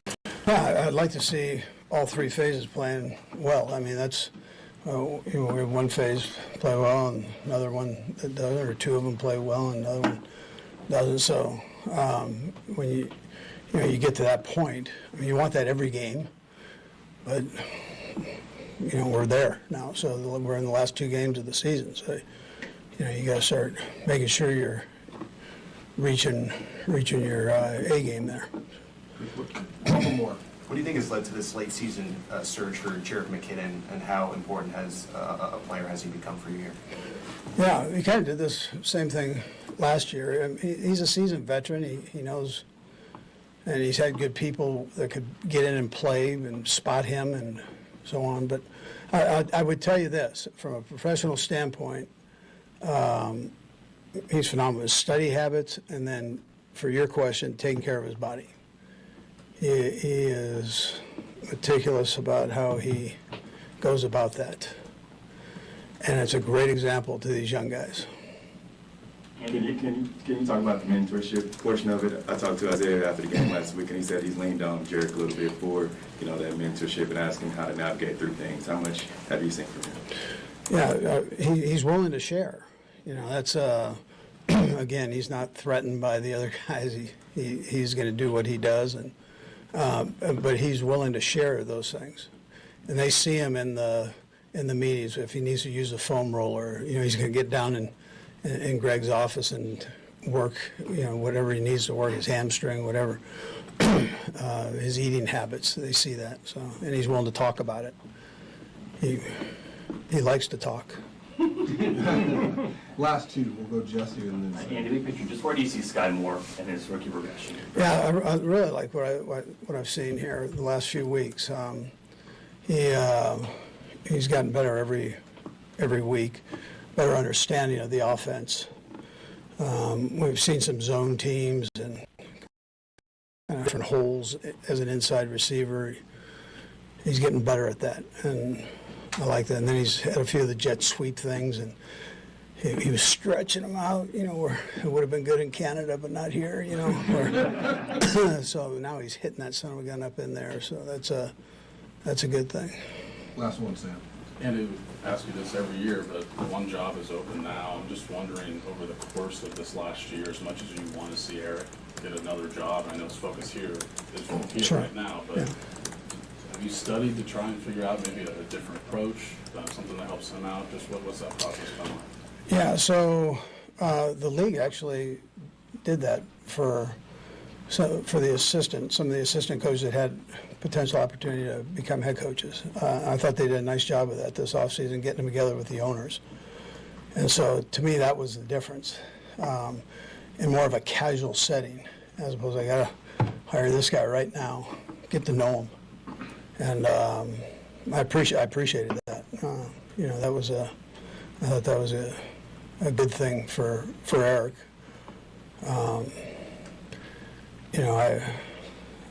I know what he can do. I mean, I've said it 100 times, and I haven't changed my opinion on that. So I hope he gets an opportunity. Rather not have it at Denver, but I hope he gets an opportunity. All right, so that was Andy Reid. Interesting at the end. Of course, it is that time of the year where for the 3 off seasons, Nick, the questions have been about Eric Bieniemy and opportunities. We know he's interviewed for 23-plus teams, if not more than that, I think the number is. And, yeah, Andy at the end saying, I wanted to get the job. Obviously, the Denver one, maybe not the one quite as much. We'll talk more about that in a little bit because let's go right back out there and hear from Patrick Mahomes. You guys are facing the same team a couple weeks after seeing, but a lot of things have happened there. Coach said he gave you guys a message to kind of be ready for anything. Just what are your thoughts about facing a team so quickly afterwards, but they've gone through all these changes? Yeah, I mean, they still have they played us tough this last one. I mean, they gave us everything that we could ask for. I mean, we had to go out there and play our best ball. I mean, if you look at the tape, you see the talent that they have and how hard they play. And so for us, it'll be a great opportunity to play a rival at Arrowhead and have to find a way to get a win. They got you a couple of times with the interceptions. You haven't thrown one since then, right? What do you take from that game? And you've obviously made some adjustments, I guess. The coach said it's a great example to fix your own stuff for the rest of the team. But going back and looking at the tape, something you probably don't anticipate seeing anything? Yeah, I mean, they did a good job of following my eyes, making some good plays on some balls that I was trying to throw in some tight windows. And so I have to make sure to just take what's there and not try to force it. They got great players. Like I said, they got great players that make a lot of great plays. And so for me and for this team, we got to go out there and play our best ball, and we know we have to play our best ball if we want to win. What has made Jarek such a reliable weapon for you here, especially late in the season? Yeah, I think he's done a great job with his opportunities that he's been given. He's like the one this last week, when I throw the ball in the flat, you're expecting to we have that touchdown, check down mentality, but we throw it to a guy like that who can battle his way and get in the end zone, that special ability. And so for him, he's playing good football at the right time of the year, and how can he carry that momentum into the playoffs? How confident are you when he's in there in pass protection? Not to cite the other guys, but when he's protecting you as far as throwing the football. Yeah, I mean, he's just super smart. I think that's the biggest thing. Even the unscouted look, he's great at picking up that guy or passing off the guy to the right lineman and doing all that different type of stuff that just takes years of experience. And so having a guy like that can step in, know he's seen so much, so he knows every single rule of the protection and can go in there and make the block when it counts. I mean, it's a big time thing to have on the team. Patrick, I know earlier in the year you said that every time you felt like you threw to Noah, it was a good play. You've connected with him now, what seems to be 10 straight games, I believe. Just how does Noah fit into this offense, and obviously playing off of Travis and giving you another option at the tight end position? Said it. I think first off, he's a guy that can come in whenever Trav's tired, and he can't play every play, especially at his age. So he can come in when Trav's tired and make some plays happen and still get himself open on some of those Trav type routes, and then being able to block the way he can. It puts teams in a bind where you have a guy that can block, and you can have two tight ends on the field, but he can also run routes like a receiver. So he'll continue to get more and more in this offense, and he's so comfortable in it. He's another weapon that we can have that can go out there and make it hard for defenses. Patrick, this is inside football a little bit, but that 52-yard pass to Kelsey, he started in motion. And you guys throw a lot to a guy that starts in motion. I know you get like a man zone ID sort of thing, but are there other benefits the receivers get or the you guys get from having a guy go in motion and throwing it in? Yeah, I mean, obviously the biggest one is probably man zone IDs. It also gets guys usually clean releases, so they're not necessarily pressed the line of scrimmage, so the timing can be right. And I think sometimes you can use him as a decoy, and you can use that guy in motion to get the attention to him with all that he's moving behind the line of scrimmage and hit someone else. So I think Coach and Coach Reid and Coach DUB have done a great job of using that motion to our advantage in several different ways, and I'm sure we'll continue to do that as the season goes on. Patrick, the roster has turned over a lot since you've got here. I wonder how do you approach that challenge of sort of adapting to what's new around you, which is like inevitable in the NFL, and also not losing what sort of makes you successful in the first place? Yeah, I think it's the culture that we've built here. That started before I even got here with Coach Reid and the coaches that they had. I mean, they built this culture of this is how we're going to work, this is how we're going to prepare, and this is how we're going to win. And so I just try to embrace that as much as possible, show the guys that are new how we do things. And I mean, like you said, NFL, there's a lot of new guys every single year, and obviously this year's been probably the biggest.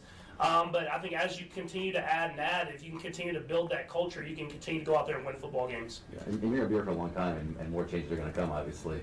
Like you said, this has been one of the bigger changes this year. Mm-hmm. Are there lessons you learned this year that you'll take forward, and this kind of keeps happening? Yeah, I mean, it helped me grow as a quarterback, just having to get through the offense, the entire offense, knowing that we're going to move guys around, we're going to have playmakers everywhere, and you got to just continue to get through your reads, get to the right guy. I mean, I think I got in some things last year, especially where it was Tyreek or Travis, kind of looking back and forth to that.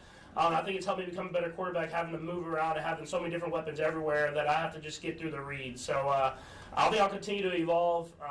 We'll have a lot of different guys in my tenure here. I'll be here for a long time. And one day I'll get here as long as Travis has been here. Brett's been pretty open about involving you, especially nowadays. How much are you involved maybe in some of these things in the offseason than maybe you were when you first became the starter back in 2018? I'm involved a little bit. It's usually like a thing where it's just, hey, we're talking to this guy. What do you think? And I'll look at the tape and kind of give my insight on stuff like that. But I try to stay away from making like decisions on people. I think that we have great guys in great positions, great coaches, and great personnel people that usually can do that. So I'll give my take on people, but they do a great job of bringing in a lot of great players. It's been almost exactly 5 years since you made that first start. I'm just wondering what stands out about that day. Yeah, I mean it was cool. First off, it was cold. it was really cold, and being from Texas, I wasn't ready for. I don't think I was ready for that cold weather in Denver that day. But it was just a great experience to be out there and playing. I mean, it was, I think, more gratifying that all that work I put in. I felt so much more advanced than I did in the preseason before, just because of how much I had been in the building and going through the process. And I think that kind of just gave me another stamp of approval. This is how you have to do things. And so I think that was the biggest thing, more than going out there and getting the win. It was all that work that you put in the entire year without playing had paid off. So did it change much for you the next preseason, like the training camp? Like how much ahead were you that next game just because you had played in just one game?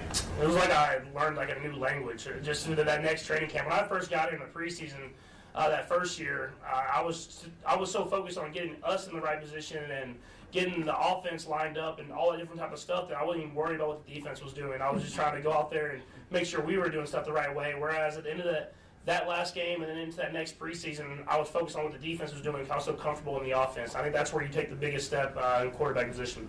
To go back just a quick time before, Patrick, did you give an input on Juju last year, even though it didn't work out in the free agency time period? Yeah, I mean, when they said that we were interested in Juju, I mean, I knew him previously, so I knew that what type of guy he was and how hard he worked.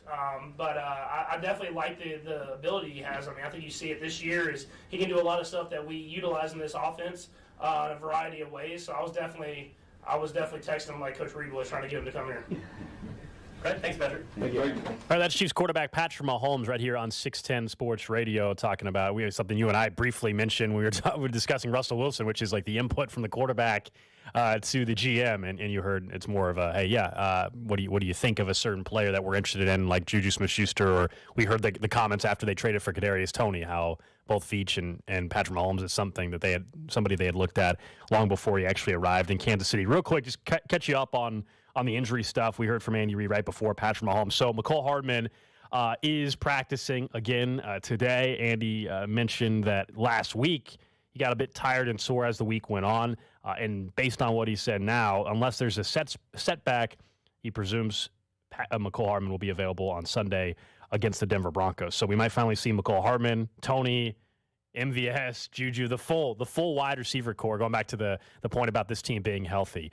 And so that would be nice to see heading into the playoffs, right? 2 games before the playoffs, that they could have a full healthy wide receiver core. I mean, when's the last time they've had that? Because before even McCoy, then you had Toney that had the hamstring. I mean, it has been, 6 weeks at least since they've had Toney and McCole Hardman, because McCole was on IR, so that's 4 weeks minimum, and then you were dealing with Toney, so it'd be nice to have, and it's been past the 4 weeks, of course. Well, because neither one of those guys are, I mean, whoever you think are like the best horizontal field stretchers in the NFL. Tyreek's really good about it. Like, you've got to defend him sideline to sideline because he will get to the edge quicker than you think he will, and all of a sudden he turns what was a pass behind the line of scrimmage into, a massive gain. There are a lot of running backs that do that really well. Toney and McCole, neither one of them are elite, but you put them on the field together and you mix them with the vertical threats that you have in MVS and Justin Watson and the over-the-middle stuff with Kelsey and Juju. That is how the Chiefs make them so tough to defend, like Mahomes was just talking about there. It's not just Tyreek, Kelsey on every single play. It's the ability to kind of stretch you in so many different directions. And that's how this offense has gotten to the point where we're discussing them here at the tail end of the regular season, where they're the best offense football. It is possible. It sounded nuts at the time, right after they traded Tyreek Hill, but could they be a better offense? And you kind of laid it out there. Like, you don't know for sure who's going to get the football. I'm excited to see for the first time in a while, it sounds like, again, barring a setback, that they could have against the Broncos the full arsenal on this offense. Right? With the one exception being Clyde, that's it. Otherwise, they're going to have everybody available. Blake Bell's back. Travis Kelce, of course. Yeah, Jody Fortson, unfortunately, is on IR. But having Blake Bell and McCole Hardman and Toney, along with the guys you expect in Juju and Travis Kelce, it's kind of nice. And this goes back to the point about comparing to these other playoff teams, who's healthy at the right time. And you're starting to get McCole Hardman, and Toney's now 2 weeks in a row. Looks like he's going to not have a hamstring problem. It's weird that you say that you think that the Chiefs are super healthy, and then when you've got, this massive weapon that's not even going to be at their disposal. Don't say who. Don't ask me Clyde? He's on IR, man. I don't think Clyde's playing again this year unless there's another massive. injury. I said massive. Well, That he was was not a figure of speech. I said massive as in terms of takes up a lot of space, like a large. Like he wouldn't fit in the back seat of a. I think their offensive line. Corvette. I think the offensive line's pretty healthy. No, like think more of like broad athletically, like a big athlete, like oh wow, like a specimen, like get off the plane, get off the bus. Like, like it's probably the first guy you draft if it was get off the bus, you know. Your guy, Jody Fortson. You're still sad about that.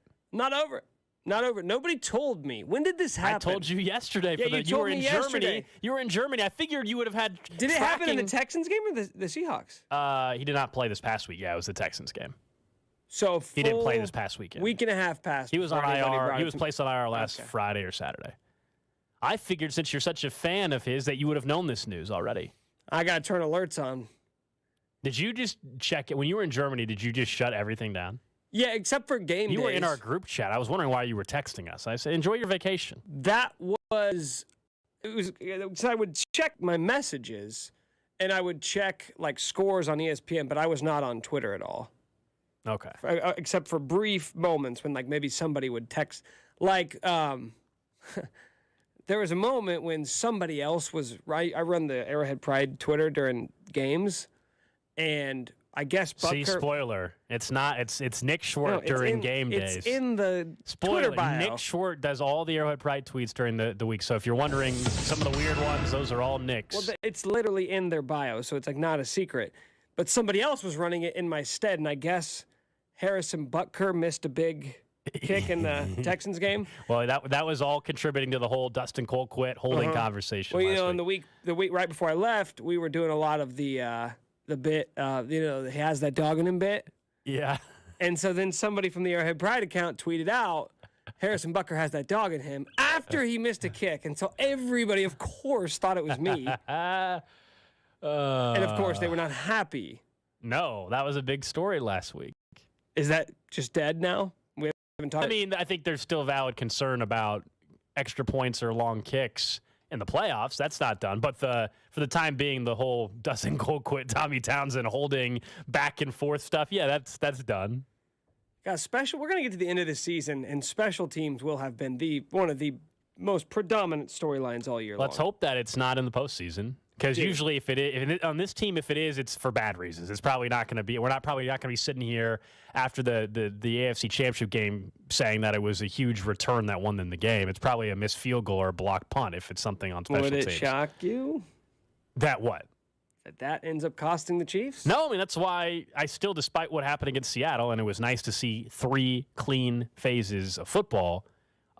If you're going through, the checklist hasn't changed of the 3 or 4 biggest concerns heading into the postseason. Turnovers are at the top of the list. Red zone defense is still, despite what they just did in Seattle, is still number 2. And number 3 for me is going to be special teams. See, special teams is number 1 for me. Interesting. Yeah. I'm not worried about the return game anymore. Like the muff punts with Watson, Tony's back. We're good there. It's a coverage on returns and Harrison Butker / Winchester / Tommy Townsend. Well, problem. because that's just it, man. It's specifically like a Butker thing. I just keep having this vision of like him missing a big field Why goal. do you keep having visions of that? I have visions all the time, man. Any positive ones or only negative ones? No, a lot of positive What's ones. a positive one? Patrick Mahomes hoisting the Lombardi Trophy and throwing. That's a vision you have? Yeah, throwing 6 touchdowns in the Super 6 Bowl. against who? The Niners. Against the Niners. Yeah, and the Brock Purdy repeat. throws 4 picks. No, No. Brock Purdy plays well. It's a shootout. That's a shootout. Yeah, it's played in against the 40s. So the Chiefs put up 40 again on the Niners. Yeah, 48. 48. Yeah, exactly. So it's like a 48. 48-44 win. Yeah, but That's Butker, it. but that's the thing. The reason why they have 48, they score 7 touchdowns, but Butker misses an extra point. Okay. So that's why they get to 48 instead of 49. Interesting. So Mahomes is Super Bowl MVP again then. Oh, for sure. To go along with his second MVP, he's going to win the this problem year. was in that vision that I had, Jody Fortson caught 3 of those touchdowns. So, well, he's on IR. so I somebody else. think you got confused. Somebody else is going to have to step up. Yeah. And that whole hypothetical and vision of yours. That's Do you ever have any visions? Not recently. I'm trying to think of the last one, though. You brought back some stuff from Denver. I don't know. That might be leading to some of your visions. That might be leading to a few more of them than some of us Perhaps. Just guessing. I don't know, man. I don't know. Also, real quick, we did hear from Andy thinking of Clyde Edwards-Helaire. He said he's not ready yet. High ankle sprain. Obviously, something to deal with. I just maintain that as long as Pacheco and McKinnon are healthy, I don't think we'll see Clyde the rest of the season. But as we talk about with Nate Taylor, I still think Clyde's on this football team next year unless some type of trade scenario came up or something like that. Someone says Pacheco, Fortson, easily confused. They said Pacheco can fill in for Fortson in your vision. That's fine. You good with that? Yeah, I'm cool with it. Okay. I'll accept that. And I had this vision before McKinnon became like a top 5 running back in football. Yeah, how about Andy Reid talking about him? How it's just the work ethic, obviously for Jerick McKinnon, but also off the field, learning from or allowing him to teach Checo and some of these other guys as well. We know he's now become this huge part of this offense, and he said it because we mentioned this. Andy had mentioned that it was last year as well, where it's seemingly this time of the year, McKinnon started to come on again, and we all got excited how he's just going to be this, kind of secret weapon. There's no secret. There's plenty of film now that Jerick McKinnon is full on a piece to this passing game, a crucial piece. And this go around, it feels like it's going to stay. Now, maybe he's not going to have 120 yards combined rushing and receiving in a playoff game. I don't know if that'll happen, but that's not going away. If he's healthy, Jerick McKinnon is not only going to just be the pass protector that's been great, but he's going to be heavily involved in this receiving game, and he is another weapon. This is why I'm excited about, as good as this offense has been, getting every skill position player back and healthy. And that's what looks like is going to happen heading into this weekend, and then hopefully they stay healthy in the final 2 games before the playoffs start. If I would have told you before the season that Clyde was going to be on the IR with 2 weeks to go in the regular season, what would you have thought was going to happen with this backfield? Because now it's to the point where we don't even really care. Yeah, they're fine. They're fine without him right now. Yeah, if that's what you're saying. No, they've been better without him. Yeah, okay, fine. I do fine, whatever. But my point being is they're fine with that. Same thing. I'm in agreement with you. But if you said what would we been saying? I mean, we know the training camp hype around Pacheco, so I think there would have been some Chiefs fans that would have said, "Oh, well, then Pacheco's probably doing well." They maybe didn't think that Jerick McKinnon, though, would be doing what he's doing. But I think there was a lot of Chiefs fan love and optimism for Isaiah Pacheco at training camp. Remember, that was one of the hot names that everybody was bringing up. We hadn't seen anything. There was, Pete Schrager was on NFL Network saying he hears the Chiefs really love this guy and all that. And now we're finding out as the season goes on why that actually is the case. We'll get back into the Chiefs in a conversation around the AFC West in particular here in 10 minutes or so. And we also know in the AFC West, perhaps we could not only see another coaching change, the Broncos, that's for sure is going to happen, but what about at quarterback in this division? Right, Mahomes not going anywhere. Herbert's not going anywhere. Russell Wilson, the Broncos wish they could move on, but they can't. He's not going anywhere. So that leaves us with what? The Las Vegas Raiders. And Derek Carr. I think Derek Carr will actually not be a member of the Las Vegas Raiders next year. I think it finally is going to come to an end in his time out there. He is an upgrade for teams like the Jets, who are dealing with Zach Wilson and Mike White. He's an upgrade for the Colts. He's an upgrade for numerous teams out there. He's a top 15 or so quarterback in the league. But if you're the Raiders, at some point you do probably have to hit the reset button. Now, it can always get worse, and it certainly can get worse than Derek Carr. And I don't think the lack of playoff potential this year is just because of Derek Carr. I think there's a lot of coaching problems going on in Las Vegas as well, and that defense, as you pointed out earlier, is absolutely horrendous for Las Vegas. But I think Derek Carr, when you look at the time frame of the Super Bowl, $40 million or so is a decision they have to make. If they cut him 3 days or so after the Super Bowl, they can save $40 million, or they could stick with him, trade him later on this offseason, and move on either way. I think that is likely where this is headed. One of those two scenarios. I don't believe Derek Carr will be the quarterback next year. I don't think it matters that his buddy Devontae Adams, they traded for him and all that. What does that matter for Devontae Adams? I think the Las Vegas Raiders, if I were them too, wouldn't you at least reset it? You're right, it can get worse, but it's probably time to move on and reset this thing. You know what the ceiling is, and you certainly know what the floor is when he's your quarterback. Yeah, but I feel like we've done this a few times before where we've said, oh, you know what, maybe it is time to move on from Derek Carr because... Well, they didn't give him a major guaranteed contract That's extension. the reason why I wonder if you're better off just sticking with him. If you can't attract a big-name quarterback free agent, like if you can't get Tom Brady to come play for you, are you better off with Jimmy Garoppolo than Derek Carr? No. So... I don't know what your plan of attack is here. Well, I'm saying to go draft somebody. You're not, but what's your draft equity look That's like? what You're I'm not trying to getting. pull up, yeah. You're not getting. Bryce Young. You're not getting C.J. Stroud. You're not getting Will Levis. Right. Those are the three big quarterback prospects, and they're all probably going to end up being top 10, top 12 picks. And the Raiders aren't. Well, I don't know. Where did the Raiders pick this year? I was trying to pull all that stuff up. So they by the way, they do own all their. They have the picks. It's not like they don't have a first round pick. But you're saying where is? Yeah, I mean it's probably going to be 15th or so. Probably going to be in the middle of the pack. 10 to 15 is probably where they're going to be. I don't know what the projected draft order is. And we know how it works. Like, even if you look at mocks right now, they're projected to go 15th. Yeah, right now. Sure. Go to the combine. By the time the draft rolls around, 1, 2, 3, 4, it's 5, going to 6, be 7, 8th. Looks like 8th or 9th. And Depending on 8 or 9, depending on where they go. You might be able to get a quarterback there. That's the thing. You might be able to get Will Levis. Like, They have the that's a ninth complete reset, pick, though. They have the 9th pick, and they're tied with New Orleans. Or there's a bunch of tie break. Anyway, Carolina's right ahead of them. If Carolina wins another game, all of a sudden Las Vegas is up to 8th. And so it's not out of the question where suddenly the Raiders have a number 8 pick. And yeah, if you're at number 8, Nick, you could package some picks and go and get the quarterback. Especially if you are going to trade Derek Carr and pick up another pick. You're not getting a first round pick, of course, but you can get. Here's the problem. What, a fourth? What do you think you get for Derek Carr? A 4th round pick? Maybe a 3rd. I don't know. I mean, the problem is, Houston's picking 1st. They're taking a quarterback. Indianapolis is 5th. They're taking a quarterback. Atlanta's 6th. They're going to take a quarterback. You better move up into the top 6. We'll see what Atlanta does fully. I don't believe in Desmond Ritter either, but we'll be interested to see what they do. I don't know if Detroit's it's a sure sitting thing. there. Carolina's sitting there. There's a lot of teams that need a quarterback. Every year. And the man. Raiders have a better current situation. Good if you're the Raiders, though. I mean, like, you're keeping your head coach, Run it it looks back, like. baby. So you think they just go draft heavy on defense? Yikes. I mean, that's where they really need the help. Yeah, they're not going to have Josh Jacobs most likely next year because they shouldn't pay. That'd be a mistake if they pay him. Watch the Raiders draft Bijan Robinson. Didn't we talk about that a couple weeks ago? It should be hilarious. Oh, yeah.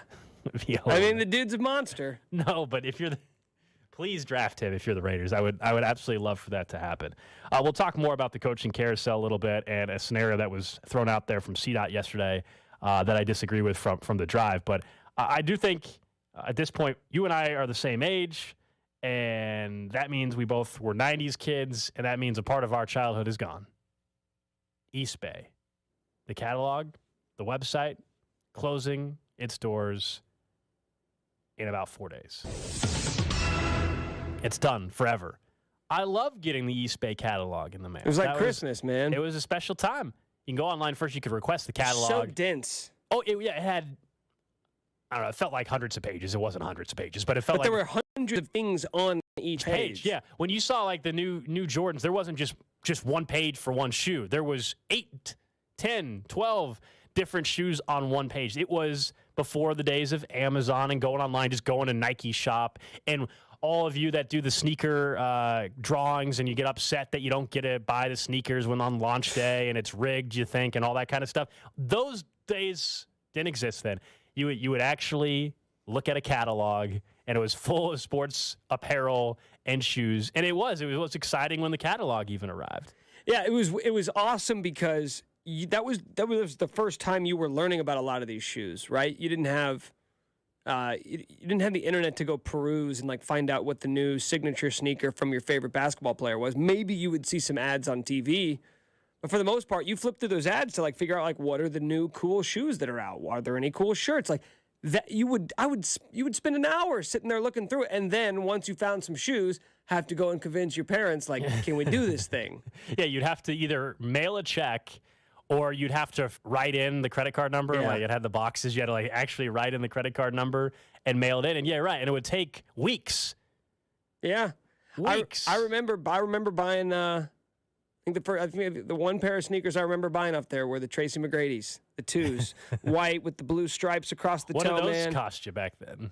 What do you think? Probably like $80. Oh, I'd say like $120. I don't think sneakers were that expensive back then. I saw some people were showing old photos on Twitter last night of their East Bay, and there were still some shoes for like $130, $145, even back in 1998, 1999, which is kind of crazy to think about that for some of those. But yeah, it's kind of weird. It's one of those where it's like, oh, it's so sad they're closing. I haven't looked at an East Bay catalog in 15 years. I don't want to use it, but I just want it to exist. You're mad that it's gone. It was there for me when I needed them So now, like, I want to be there for them. Is it too late? First, is it too late to save? You got Toys R Us closed, which I think they've come back now, if I remember right. I think there's some Toys R Us, but like Toys R Us all is these, back, huh? I think so, right? News to me. East Bay's going away. It's just all these things from the childhood are gone. Everybody can relate to this. No matter how old you are, you can relate. There's always that store or two when you were a kid or whatever that was around that just doesn't exist. Or even if you're even when you were an adult, like there's people that I'm sure we'll talk about, like Montgomery Ward, which was a store that used to exist. Things like that. Just this is normal. Yeah, East Bay was big. Circuit City. Someone says Tracy McGrady owned East Bay. Is that true? Like, is that like as figure of actually, speech? or like that he just had all his product in there, or did he actually have a share of East Bay? What do you think? I have a hard time imagining that. Why wouldn't he? That Tracy McGrady was an owner of East Bay. Do you think he just had a ton of it? They just mean he had a lot of his product in there? Like he owned it. Like, oh, like wow, like Luka Doncic owned, Okay. What about Circuit City? Remember Circuit City? I do. Man, there was a rivalry there. I worked at Best Buy. Oh, you must have hated those Circuit City punks. I worked at Best Buy, and at the time, you guys remember, there's still a Best Buy on 95th in Quivira area, but across the street was a Circuit City. Then it became an Ultimate Electronics, and then now it's like a DSW maybe or something. Anyway, but yeah, there was like Circuit City, man. Yeah, you didn't. I was a Best Buy guy for sure. I was not a Circuit City guy. Did you guys beef out in the parking lot after your shift? No, but I remember like at Best Buy when Circuit City went belly up, like they sent an email basically like be respectful. People are losing their jobs because Circuit City was going belly up. Be respectful. What were you guys doing? They were worried that people were gonna. I don't know. You were gonna taunt them on their way to their car. I don't know. Their I'm just telling you, shift? this happened. Text line saying, of course, Blockbuster, yeah. Burlington, Radio Shack. I remember, we were on the tail end of like the Sears catalog where like you could just buy everything from there. Are Sears they're still doing okay? I think there's some locations, right? Or do they close all those too? The one at Metcalf South, that whole thing's been gone for a long, long time. I think Sears has some like are they still is Sears still in malls? There's a Sears Home and Life store that still exists at Overland Home Park. and Life. Yeah, Home and Life. Huh. Yeah, it's pretty broad. Life. Well, meaning probably. You know what I mean? What? Well, home is what? The refrigerator. Well, Sears, they would sell a stove. They would sell you a stove. Home is the stove, and life is the couch. Sell you a wrench set, and they'd sell you a flat screen TV. And they would have their Black & Decker or whatever their brand, whatever brand theirs was. Craftsman, I think was their brand, right? Oh yeah, lifetime warranty, right? Sure. Is that true? I believe so. I'm sure somebody on the text line will tell me. People bring it up. Kmart. Oh, yeah, Kmart was good. We had this place in Topeka called Fally's. Fally's? Fally's, yeah. I've never heard of that. R.I.P. A little sketch, Fally's? Yeah, you wouldn't like, if Fally's wasn't the most savory of grocery stores. It's not your hen house, okay? Is it like, what's the one on Lawrence with the green and orange color scheme? Oh. Is that Checkers? Checkers, yeah. Checkers. Yeah, it's kind of like Checkers. It's like, it's really cheap, but like, how long has this really been sitting? Like the meat's expiring in a day? Everyone's always like, yeah, you can get great deals on meat there. I'm like, yeah, but why? Why? Does Checkers, have they tapped into... the meat supply chain better than... No, I think it's probably just geared to different clientele overall is what they're going for. Like it's a little bit cheaper grocery store. See, somebody from Tech, I know they're from Topeka because they're texting from the 785. They said, Nick, remember Boyle's Joyland? What? So I remember these ads. We're so past the break. We're way late. I remember these ads when I was a kid for Boyle's Joyland. It was basically like a old used furniture. Okay. But they would sell anything in the world that you could put in your house. But it's been used, like a shelf, a mower, a couch, and they all just put it in one room. So it's like the biggest, it's the world's biggest garage sale. Like just a flea market. Yeah, it's a flea market. Yeah, that's what I'm trying to say. But you just walk, but it's not like a nice flea market with aisles and stuff. You just walked in, and you tripping over a lawnmower to get to that couch that's way in the back corner, and you guys are lifting it. It's like it's just the worst organized place ever. But they would run ads. This massive warehouse out in the South mattresses Topeka. were disgusting. They had mattresses. People would buy mattress. Oh, really?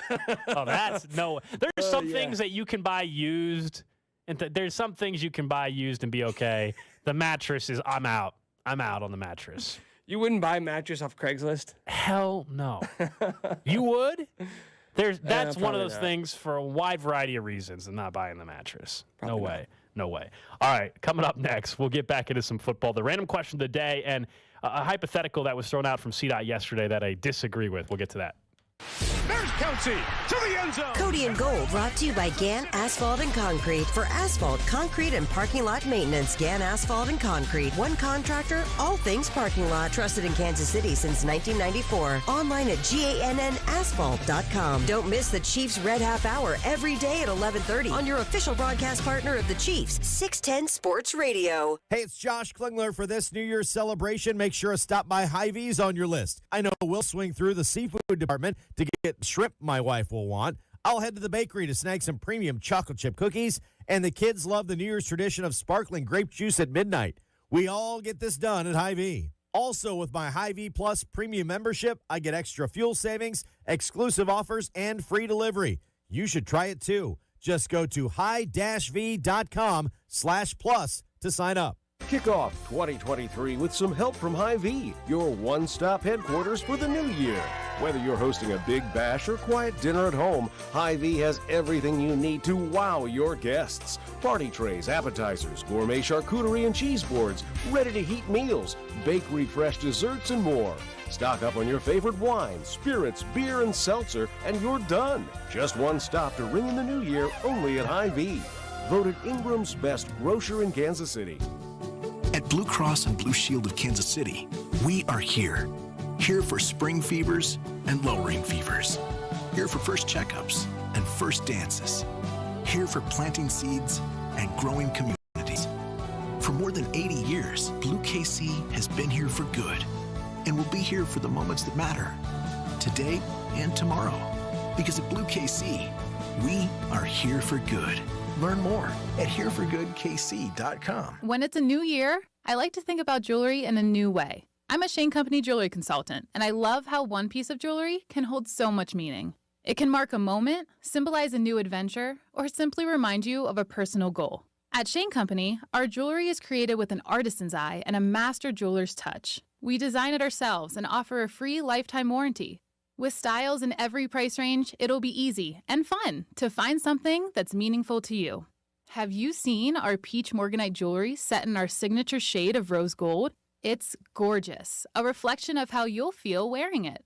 The butterfly is a symbol of hope and transformation, and our butterfly necklace shines with vibrant sapphires and diamonds. Opals are believed to promote creativity, and Shane Company opals are chosen for their mesmerizing colors. Come in and try on anything full that's an expression of you. Now you have a friend in the jewelry business. Shane Company and ShaneCo.com. Paid for by Christian Care Ministry. So right now may be the perfect time for you to rethink how you pay for health care. And here's why. Not only is it open enrollment for a lot of people, it's also a time you can join MediShare and save even more than usual. And it's true, the typical family switching to MediShare saves $500 or more a month, which is obviously huge for a lot of people. But what's more, they like it. MediShare has double the customer satisfaction rate compared to health insurance. There are 400,000 members. They've shared over $4 billion in medical bills, and it really is a great community, too. People encourage and pray for each other. And here's the thing. If you join MediShare Complete right now, they'll waive your new member fees, and you'll save an additional 10% off all of 2023. That's right. No fee to join, 10% off every month of next year, but it's a very limited time offer. You have to sign up before December 31st. Great savings, great health care. Find out more. Call now. 855-51-BIBLE. That's 855-51-BIBLE. 855-51-BIBLE. Are you kidding me? Gas prices are up again? Somebody has to do something. Well, someone did. That's why I use Upside. Upside? What's that? It's a free app that pays you back real money for every gallon of gas or diesel you buy. I just earned 25 cents back on every gallon of this tank. Hold on. So the Upside app is free and you actually get cash back every time you use it? No strings attached? Yep, it's awesome. Check it out. It only takes a couple of minutes to sign up. Instead of just watching your dollars go into your tank, start putting money back into your wallet with the free app from Upside. With the price of gas today, it's big news and big money. To cash out of your Upside cash, just transfer it to your bank account, PayPal, or a gift gift card. Upside users have already earned over $200 million. Now it's your turn. Download the free Upside app and get cash back on every gallon of gas. Use promo code GOLF for an extra 25 cents per gallon on your first fill-up. That's code GOLF. Use code GOLF for an extra 25 cents per gallon back in your first fill-up. Cashback's not available in gas in New Jersey and Wisconsin. Get in the zone, AutoZone. Welcome to AutoZone. Thinking about gas mileage? If your check engine light is on, it may be affecting your MPGs, but the free AutoZone Fix Finder service can help. With the most complete free warning light report backed by technician-verified fixes, you'll know what's affecting your gas mileage and more. And the free AutoZone Fix Finder service is available at all 6,200 stores. Get in the zone, AutoZone. See details at AutoZone.com. Hi, I'm your unused PTO. It's almost the end of the year, and if you don't put me on a timesheet, I will be gone forever. Use me or lose me. Let's get away. It's getaway time. Get our best deals of the season on a new Hyundai. It's your journey. Own every mile at the Hyundai Getaway Sales Event. Now get 0% APR, 0 payments for 90 days, and $500 bonus cash on select vehicles. Hurry to your local Hyundai dealer now during the Hyundai Getaway Sales Event. Offer ends 1/3/23. Call 1-562-314-4603 for complete offer details. Chiefs coverage brought to you by Andy's Frozen Custard. This season, tailgate with Andy's Pick 6. Let me tell you about my good friend Andy from Andy's Frozen Custard. He's from Kansas City, never misses a game, and serves the world's finest frozen custard. Tailgate with a Pick 6 or grab a freshly made custom treat before or after a game. And tell him Mitch and Andy sent you.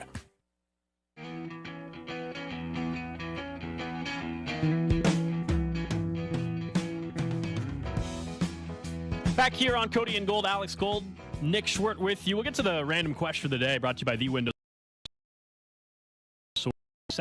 or so. So I was driving home yesterday, and I was listening to the drive a little bit, and CDOT was having a conversation actually with our boss, Spec, because Spec was board hopping yesterday a little bit. So back in the saddle. He was back in the old spot. So they were talking about, of course, Nathaniel Hackett being let go, and so job openings, and talking about Sean Payton. And CDOT said he thinks the Chargers should fire Brandon Staley if they know they can get Sean Payton. Like, if Sean Payton came to the ownership through his agent and said, hey, look, I want that job. I want to work with Justin Herbert. Make it happen. That he would fire Brandon Staley for that individual. Let me first just say, let's go down that road in a second, but initially, that's not going to happen because Brandon Staley is going to win 11 games this year. Brandon Staley is going to win 11 games in his second year as a head coach, with Keenan Allen and Mike Williams missing a good chunk of the season, with Joey Bosa missing a good chunk of the season, with J.C. Jackson missing a good chunk of the season. I mean, I just named you their 4 or 5 best players. And he's going to win 11 games. He's going to make the playoffs. We know that's confirmed now. We just don't know what seed they are. And depending on the matchup, they might even win a single playoff game. And at some point, that won't be good enough. I got it. At some point, that won't be good enough just making the playoffs if you're Brandon Staley, despite having Justin Herbert. But in year 2, he's not getting fired, unless you think the Chargers are repeating history of what they did in their own franchise years ago, where they fired Marty, I think it was after either 13-3 or 14-2 season, and they hired Norv Turner, and that was a disaster. They should have kept Marty, of course. So unless you think the same franchise is going to do that again, Brandon Staley will be employed next year by the LA Chargers. Now, I'll play along a little bit. Would you do that, though? Like, let's ignore the realistic scenario, because I don't think it's realistic for that to play out that way. But would you fire Brandon Staley for Sean Payton? Sean Payton, who, sitting out a year, you'd have to give up draft capital to New Orleans. Do you believe Sean Payton makes the Chargers suddenly a Super Bowl team that can win the AFC West as well? I would ask anybody, what's your intention on hiring Sean Payton? Like, what do you think he provides you that you don't currently have? I think the thought is that he would get more out of Justin Herbert, which I would say, I understand his numbers are down this year, but I just told you he's got no Keenan Allen and Mike Williams until the last couple weeks of the season, as far as on the field at the same time, right? I mean, the only numbers that are down for him are passing touchdowns. Yeah. The only numbers that are down for him are passing touchdowns. Like, statistically, his interceptions are still down. His completion percentage is, I think, top 5 in the NFL. And for him to be top 5 in completion percentage with some of the throws that he attempts is pretty remarkable. Justin Herbert is having a good season. He just doesn't have 30-plus touchdowns like some of the other guys. I think Brandon Staley actually this year has done a really nice job. I don't believe that if Sean Payton was the head coach of this year's team, Nick, I don't think Sean Payton's winning 14 and winning the AFC West.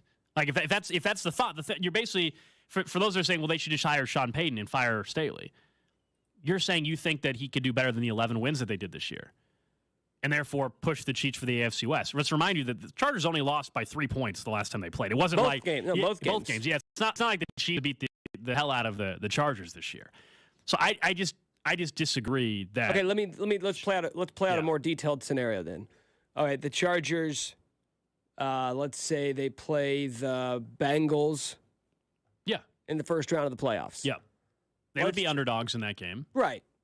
Let's imagine the Bengals just wipe the floor with the Chargers.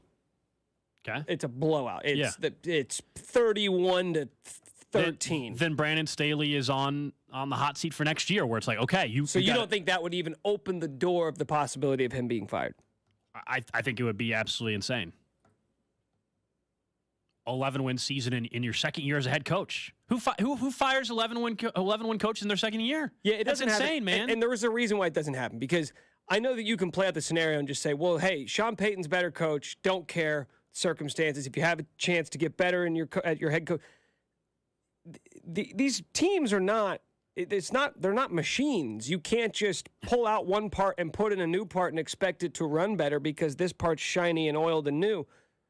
Like, first off, your organization, what message does that send to literally everybody else in the organization? Which is like, I don't know if that's what team I want to be a part of. Look at what they do. Look at how they treat people. I think if we're having this conversation in a year from now or 2 years from now, Nick, then it becomes real. Like, hey, if this is year 4 of Brandon Staley, Nick, and he's still not winning divisions and he's still losing in wild card games, then that's fair. I mean, look what happened with Andy Reid, right? All those years they went to 4 NFC title games, never won, and eventually he got forced out of town, right? They're like, even though they thought they could do better. It worked out well for everybody, right? The Chiefs got a Super Bowl ring and Doug Peterson won the Super Bowl for the Eagles. One of the rare times where it ended up working out for everybody.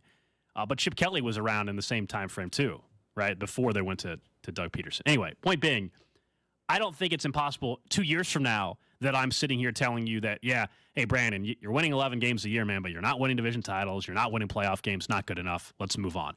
I think that's a real conversation to have because that's when it's realistic. It's not the same as the quarterbacks in this league. I was listening to his conversation on this, and he said, well, we do this with quarterbacks in the league. Like, none of us think Daniel Jones is any good, and he's going to make the playoffs. I think that's completely different for a couple reasons. I don't think it's a fair comparison. You're right. We do give up on quarterbacks quicker. It's the quarterback versus the coach, number one. And in this hypothetical, Daniel Jones has been there for 3 going on 4 years, and we know that he's not one of those guys. Brandon Staley's in year 2. In year 2, it's just insane. It's nuts. Yeah, I mean, with Daniel Jones, no one is trying to convince you that he's the answer. Nobody's trying to tell you that, hey, give him some more time. Like, let's see what it's abundantly clear that Daniel Jones is just another dude. He is destined to be a journeyman or a career backup. That's fine. With Brandon Staley, we've got 2 years. First year, missed the playoffs. We thought that was shocking because of the talent that they had, charging, all of this stuff. They come back this year. There were times early in the season where it looked like that was going to happen again, but they've got 2 weeks to go. They've already clinched a playoff spot. I understand a lot of people's hesitancy to think that they're going to do anything in the postseason. That's fine. They've still got a bottom 10 defense in the NFL, and the offense, by most metrics, has underperformed compared to where we thought they'd be. But that's not context. Like, context is all the injuries that you've outlined, all of the guys that they've signed and they haven't been able to have on the field, and that's the reality in the NFL. But to think that you were going to fire a guy who, by the way, you're going to fire a guy and bring in another dude, Sean Payton, who was in New Orleans. And when he was in New Orleans, by the way, his offensive coordinator, his name was Joe Lombardi. And oddly enough, Alex, Joe Lombardi is the Chargers' offensive coordinator. So if you have concerns about the offense, which Brandon Staley does not coach because he is a defensive coach, he was hired as the defensive coordinator from the Rams. If you have concerns about the Chargers' offense, Joe Lombardi came up under Sean Payton. What do you think is going to change? Yeah, I see people on the text line saying, hey, you're missing C-Dot's point. He's just saying, who's the better coach, Sean Payton or Brandon Staley? Imagine if we went with this logic, though, a year or so ago with Cincinnati. We could have had this exact same conversation at this exact same time last year about Zach Taylor. The exact same. No different. You got Joe Burrow. You got Jamar Chase. Why are you not doing more? People wanted him on the hot seat, wanted him fired. He goes on a run to the Super Bowl, loses, but in the Super Bowl, now they're in the position to maybe go on another run. I don't know what we think of Zach Taylor, but my point being is, last year, did you think if the same scenario was playing out? Why don't you do it right now? Why don't we do the exact same scenario right now? Sean Payton, I agree. I think Sean Payton's better than Zach Taylor. But Zach Taylor's been to a Super Bowl, so that's what it'll take. So if Brandon Staley goes on a playoff run this year with Justin Herbert and they get to an AFC title game or the Super Bowl, then everybody's good with Brandon Staley. Let's not even make this about Brandon Staley. Let's not even make this about the Chargers. Let's go through every single team in the NFL, right? If we all love Sean Payton, then how many teams have a coach worse than Sean Payton? So let's do this exercise with all the three jobs that are open, obviously, already. Right? How many teams should fire their head coach to hire Sean Payton this offseason? If that's how this works, which is this guy is better than the guy you currently have, then tell me how many teams in the NFL should fire their head coach? The Cowboys should fire Mike McCarthy. Which, by the way, that's a whole different one, because if Mike McCarthy does lose to the Bucs, let's say in the wild card round, he might get fired and they might hire Sean Payton. Like that's a real one right there. The Bills should. And Mike McCarthy's won a Super Bowl before. No, the Bills should fire Sean McDermott. The Bills should fire Sean McDermott. Sean McDermott's never been to a Super Bowl. Sean Payton has a Super Bowl ring. They should fire him. The text line saying it's not just fire to fire; it's fire to replace Sean Payton. Well, that's the exercise we're going through. No. Fire Sean McDermott and then hire Sean Payton. He's better. Correct. Okay, it's as simple. Yeah. All right. We can do this with pretty much every team in the NFL. Yeah. Fire the coach you have. Like, who do you think's fire Mike McDaniels? Dude, fire him. Fire him. Sean Payton's better. Sean Payton has a Super Bowl. Also, can we? Look, I do think Sean Payton's a hell of a coach, but. The notion also, and I think he could in some circumstances, though, that Sean Payton can say, like, oh, I want the Chargers job, so give it to me. Like, is he on that like, I think he's really good, but like the notion that like if Sean Payton tells you that he wants to coach Justin Herbert, you need to give him the job. Like, is he at that point? He's won a ring. We could argue he maybe underachieved with Drew Brees. The fact that those two guys only end up with one ring seems like they underachieved, does it not? They won a lot of games. They did win a lot of games. They won a lot of games. Floor is pretty high with Sean Payton as your coach. You're gonna go about 500 even with a bad roster like they did last year.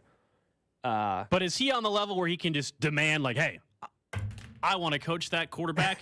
Fire your coach, baby. To be fair, I don't think really anybody is on that level. I know, but that's my. Like, we're acting though also as if Sean Payton could do that in this whole hypothetical.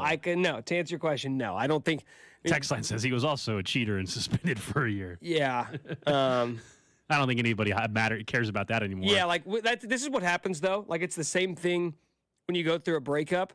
Is the farther away you get, you guys hate each other at the breakup and you fight and you're like, I can't stand that person. And then 6 months down the line, you're like, oh, you know what? We had some good times. She's pretty good. She was pretty good to me, man. I really miss this. That's what happens with coaches too. The farther away we get from them coaching, you're like, well, I mean, Sean Payton was great, wasn't he? Well, yeah, he was, but also in the moment, we talked a lot about 11, 12, 13-win teams that underachieved in the postseason. Yeah, because Sean Payton, you would have thought he would have won a ton of playoff games, but that's actually not the case. Sean Payton, is it like 8 wins in the playoffs or something like that? I mean, that team was winning 9-8. Sorry, he was 9-8 in the postseason. So it's not like this. So he's a great coach. They went to one Super Bowl. I think sometimes we act like Sean Payton being out there is, Andy Reid or offensive genius that's available. Bill Belichick. Bill Belichick. Go through whoever you. By the way, there's not that many of them. That's the whole point. Harbaugh, like these guys that I consider to be the top 5 coaches, top 3 coaches in the league. I don't think Sean Payton's that. Like if Andy Reid called Dean Spanos, is he still the owner of the Chargers? I believe so. Yep. He said, "Hey, I want to come coach. I'm sick of Patrick Mahomes. I want a new young quarterback. I've already reached the mountaintop with Mahomes. I want a new quarterback to groom." I think there might be a dialogue there. It might be like, okay, well let's talk. Sean Payton. I'll be really interested to see, man. I'm not sure where Sean Payton ends up, though. And I don't think it'll be Denver. I don't think it'll be Carolina. And I don't think it'll be the L.A. Chargers. It's amazing what a year on TV can do for these guys. Like, these coaches, man, they get fired, they retire. They go spend a year sitting behind a desk on Fox, and everyone's like, you know what? This guy's pretty smart. Someone's going to end up giving up draft capital to the Saints for him, unless you believe the Florio report, which is that he's going to go back to the Saints, which makes no sense to me. Poor Dennis Allen, like, hey, we gave you a job for a year. You want to go back to being DC? We're bringing your old boss back. Poor Dennis Allen. How about poor Brandon Staley in this situation? Why are you telling me that's ridiculous? All right, let's get to the random question. Random question. Random question today brought to you by the window source of KC. Have you had a Cheez-It recently? Do you like Cheez-It? Of course I do. I'm an American. Okay. We know there's the Cheez-It Bowl taking place here. And they gave the Oklahoma punter like the Cheez-It hotel room. Which is kind of cool if you guys haven't seen that. That was cool. Tell me if I'm wrong. When I say, do you want some of these? I say Cheez-Its, right? Cheez-Its. Like zits? Cheez-Its. I don't just say, do you want a Cheez-It, even though there's 5 of them. I say Cheez-Its. Oh, like a moose? Sure. The reason why I bring this up is you don't say mooses. A Cheez-It Bowl representative told media members last night, there is no such thing as Cheez-Its. One Cheez-It is a Cheez-It. 2 or more of the Cheez-It are called Cheez-It crackers, not Cheez-Its. Dude, if somebody said, I refuse. If somebody said hand crackers, if somebody said that, I would. Those are fighting words. My question is, Cheez-It crackers. Do you agree with this? I think this is insane. No, you say Cheez-Its, dude. It's Cheez-Its. Hey, hand me some of those Cheez-Its. Not, hey, can you hand me some Cheez-It crackers? No, hand me some Cheez-Its. What are you, a fancy little lad now, calling them Cheez-It crackers? We don't do that here. They're Cheez-Its. Thank you. Okay, just making sure we're on the same page here. By the way, this isn't bad marketing on their part. If that's the case. When I think of like my childhood, like my childhood snacks, of hey, it's 3:30, I'm home from school, mom and dad aren't home yet. Yeah. Dinner's only a couple hours away. I'm hungry. Let's open up the cupboard, see what's in there. The Cheez-It. When I close my eyes and imagine like what's inside that cupboard, a box of Cheez-Its. Cheez-Its, by the way. A box of Cheez-Its is the first thing I imagine. Really? For me, it was, Cheez-Its a little bit, some Goldfish, and then, like, if we're going, like, really young, like, Gushers or fruit by the foot. It was Cheez-Its, and then maybe sometimes the hot and spicy Cheez-Its. I loved those, Never really got into that. And I would house that. And then dinner time would come around, and my mom would find, like, the empty box in the trash. She's like, did you eat this whole thing? Someone says, this sounds like some BS my HR department at work would send an email about. I think it's, just call them Cheez-Its. That's what we all call them. Why? Cheez-It crackers? Is that just some, that makes no sense. Well, I thought you were on the Cheez-It, you didn't like Cheez-Its. There's something. I've had them here in the studio There's before. something you don't like. Oreos. Correct. Yeah, not a fan of Oreos. Also, close my eyes, open up the cupboard. I can see some Oreos. Never was a fan of the Oreos, man. Huh. Yeah, never was into the Oreos. So I guess the question is, are those different too? Do we have to call those Oreo cookies?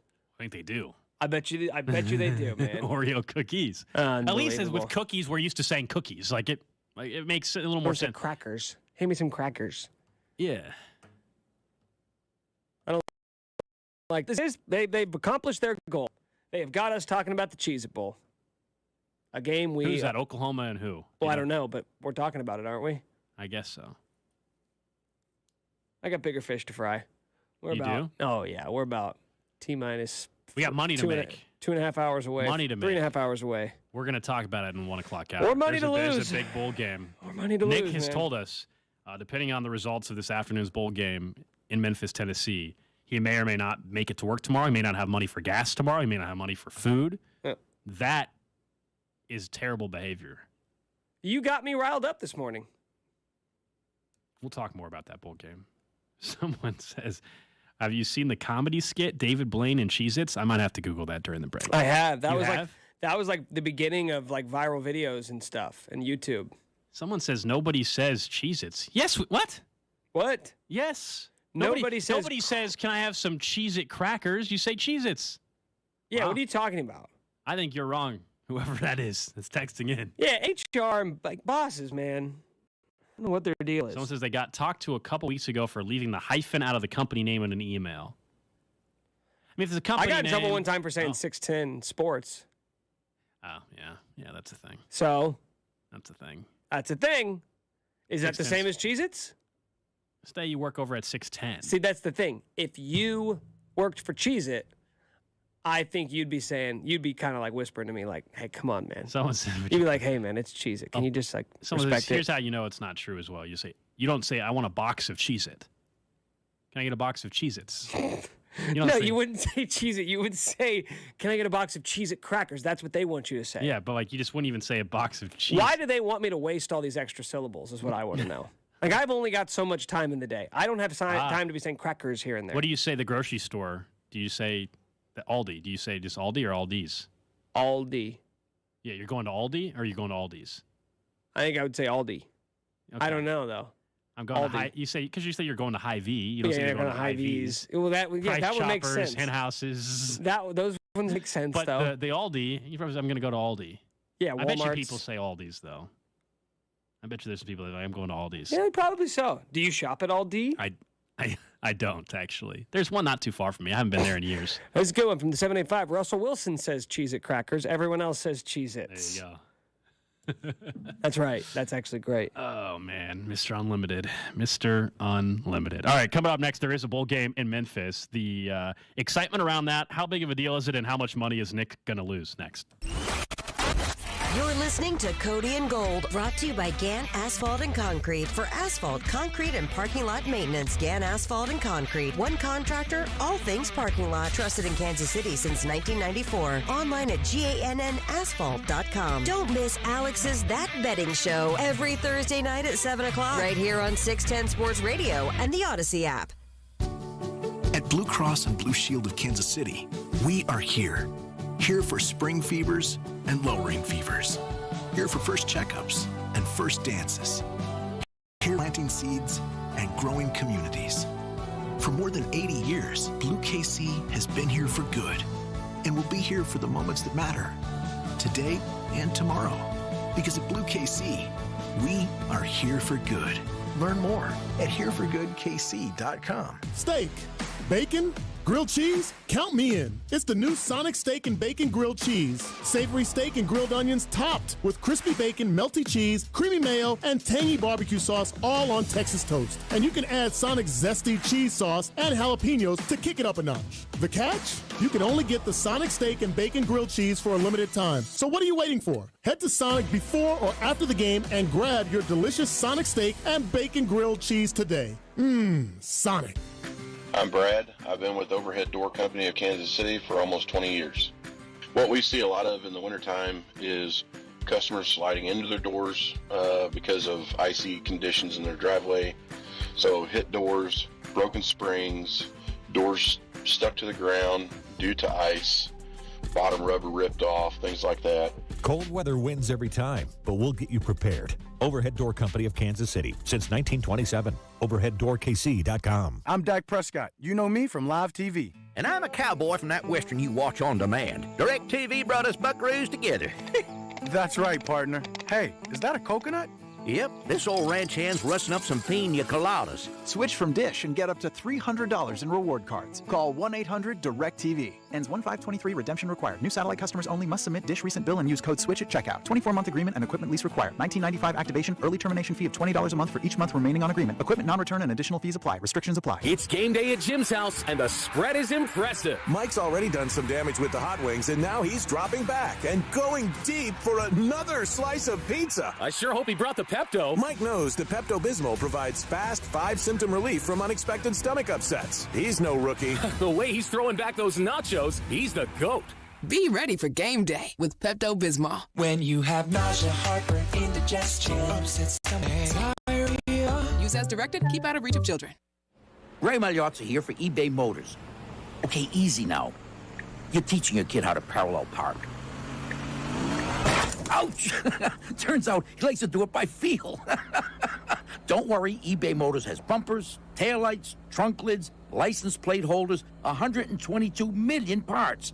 Pull up just a little bit. And headlights. They've got lots of headlights. Get the right parts at the right prices. eBay Motors. Let's ride. It's game day at Jim's house, and the spread is impressive. Mike's already done some damage with the hot wings, and now he's dropping back and going deep for another slice of pizza. I sure hope he brought the Pepto. Mike knows the Pepto-Bismol provides fast 5-symptom relief from unexpected stomach upsets. He's no rookie. The way he's throwing back those nachos, he's the GOAT.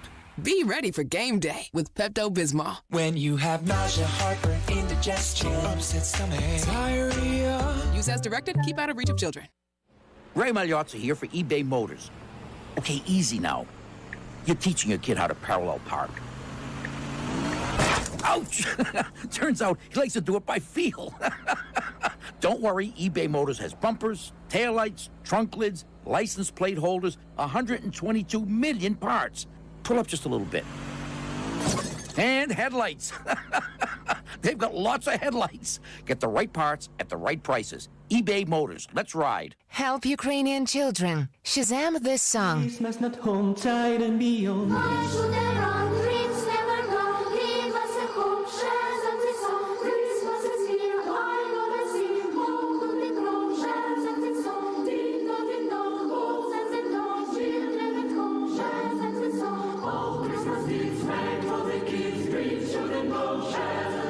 Scroll down Shazam. Open on YouTube. Follow the link and donate. Streaming on Peacock. Fellas, I'm getting married. From the creator of The Best Man and The Best Man Holiday. Come with us to Quinn's wedding. Guaranteed to put a smile on your face. And executive producer of Insecure. They want to make unfinished business into a movie. That book caused a lot of drama. Get your popcorn ready. Just like old times, only better. The Best Man, The Final Chapters. A new limited series. Streaming now. Only on Peacock. Let's get lit! Inside the Huddle is brought to you by Blue KC. Live healthy with Blue KC. You're listening to 610 Sports Radio from the Max Motors Studios. Realtors tune in every Friday morning at 7:30 as I sit down with Bob and Josh to look ahead at the weekend in the Chiefs Kingdom. 7:30 Fridays on Fesco in the Morning, right here on 610 Sports Radio. KCSP Kansas City, WDAF HD2 Liberty, always live on the free Odyssey app.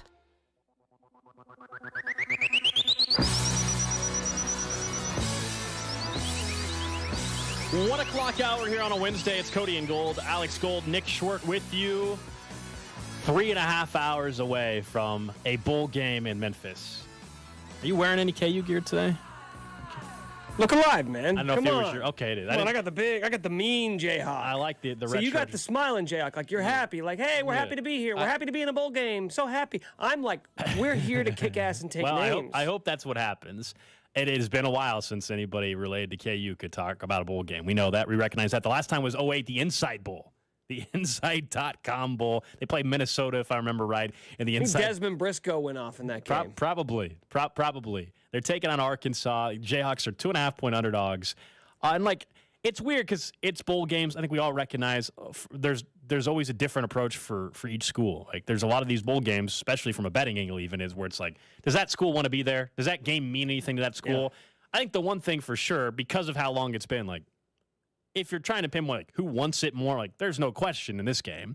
Look at all the opt-outs for Arkansas and the question marks with their coaching staff and everything like that, whereas KU, it's been so long, trying to get momentum still heading into next season. If you're just determining, what does it mean if Kansas actually wins a bowl game? We'll talk about K-State later on in the week. They got a huge game against Alabama, which is a great opportunity for K-State in the Sugar Bowl. But for this weekend, or for today and this afternoon against Memphis, that's absolutely a game that I want. As Carrington walked in, I don't know how his Missouri Tigers did in their bowl game. In fact, I still know that Eli Drinkwood still hasn't won a bowl game, and he's below 500. I do know that. Well, I know he's below 500. He still can't win a bowl game. Uh-oh. He's in here. What's up, Cedon? How are you, man? Protect your garments. Hoodie on? Missouri hoodie on today? I'm going to get you some KU gear, man. You got to get Cedon. Anytime, I knew Cedon would come in studio at some point today. You got a show coming up at 2. Can't wait to listen. I don't have anybody to talk to. Not every single time I point to the 2 microphones and then look at Nick, and Nick always gives me a thumbs up. And then you look at me like, oh, it's not on. I've done everything that I'm supposed to do to get the microphone on. You're good. We hear you. It's a little tinny. What's up, man? I don't have anybody to talk to. Rob's not here. That's right. I don't have any producer. It's just I'm in this room by myself for 3 kind of boring. hours. The parking lot's empty. There's nobody here. I don't know what to do. I agree with your tweet, or not tweet. You put it on Instagram or whatever last year, where you're like, this is like one of the worst work weeks. I would argue middle of July might be worse. All-Star Week might be worse. No, this is the worst. Why? This is There's the still worst. a lot of NFL storylines. It's because he gets off at 6 o'clock. He gets off at 6 o'clock. We get out of here at 2. He always we gets still off at 6, though. I know, but when you get off at 6 and you're the only person in the building and it's getting dark out and the lights are off down the hall. Is that it? Is that what you mean by it's the No, worst I week? just, in July, it's. You're right. There's more going on now, but at least in July, you feel like some people want to be at work during that time. Nobody wants to be at work right after the holiday on December 29th. Like, no, think about it. The salespeople haven't sold anything in 3 weeks. Not a single thing has been sold. Not a single thing has been sold. We're gonna have to fact check that. Oh man, you haven't seen a single thing sold. But don't you get to the point in July? said that, not me. Don't you I'm get to saying the point? I haven't seen a single thing. I mean, I don't know how you can sell something if you're not here. Have you seen a salesperson here? Oh man, we had to come do this on our show. They worked remote for almost 2 years. I think they can make some sales without being in the building. Okay, but go ahead. Go ahead. Well, I don't know. I haven't seen a single sale. You're not wrong as far as the sales staff being in the building. I haven't seen a single sale as if they're coming across his desk. Yeah, Carrington normally gets to cross off whenever a sale comes in, as he gets the master list sent to him. They should send it to me. I don't know. They should. I don't know why they're not sending it to me. I do want to ask you this question because literally in the time of me having nothing to do, I've been watching the Big East 30 for 30 to get ready for today's show. Okay. You know what I miss? You know when college basketball was at its absolute peak? This is what I missed. I missed those 49-49 UConn Syracuse games that would cut into KU Oklahoma State.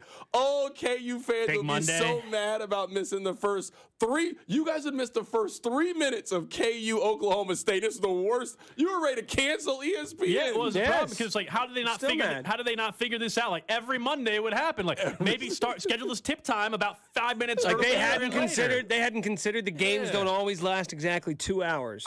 The Big East was great. I thought you were going to bring up the Big East tournament as well. Like in some of the those junior high for me, at least with my age, like junior high Big East tournament during the day, and you've got Syracuse, playing UConn, and of course there was like the 6 overtime game with Syracuse as well. Like those were the good days. We were reminiscing earlier about East Bay and the catalog going away. Oh man, yeah, that's rough. What a time, man. It was. Do you remember the first pair of shoes you bought off East Bay? He doesn't have headphones. Oh, I don't have any headphones today. I just realized that he had. Alex, he was asking you. The listeners heard. Talk less on the show. He was asking you. Do you remember the first pair of shoes you bought through the East Bay catalog? Do you remember? The Iverson 4s. Okay. I'll show you the picture of them.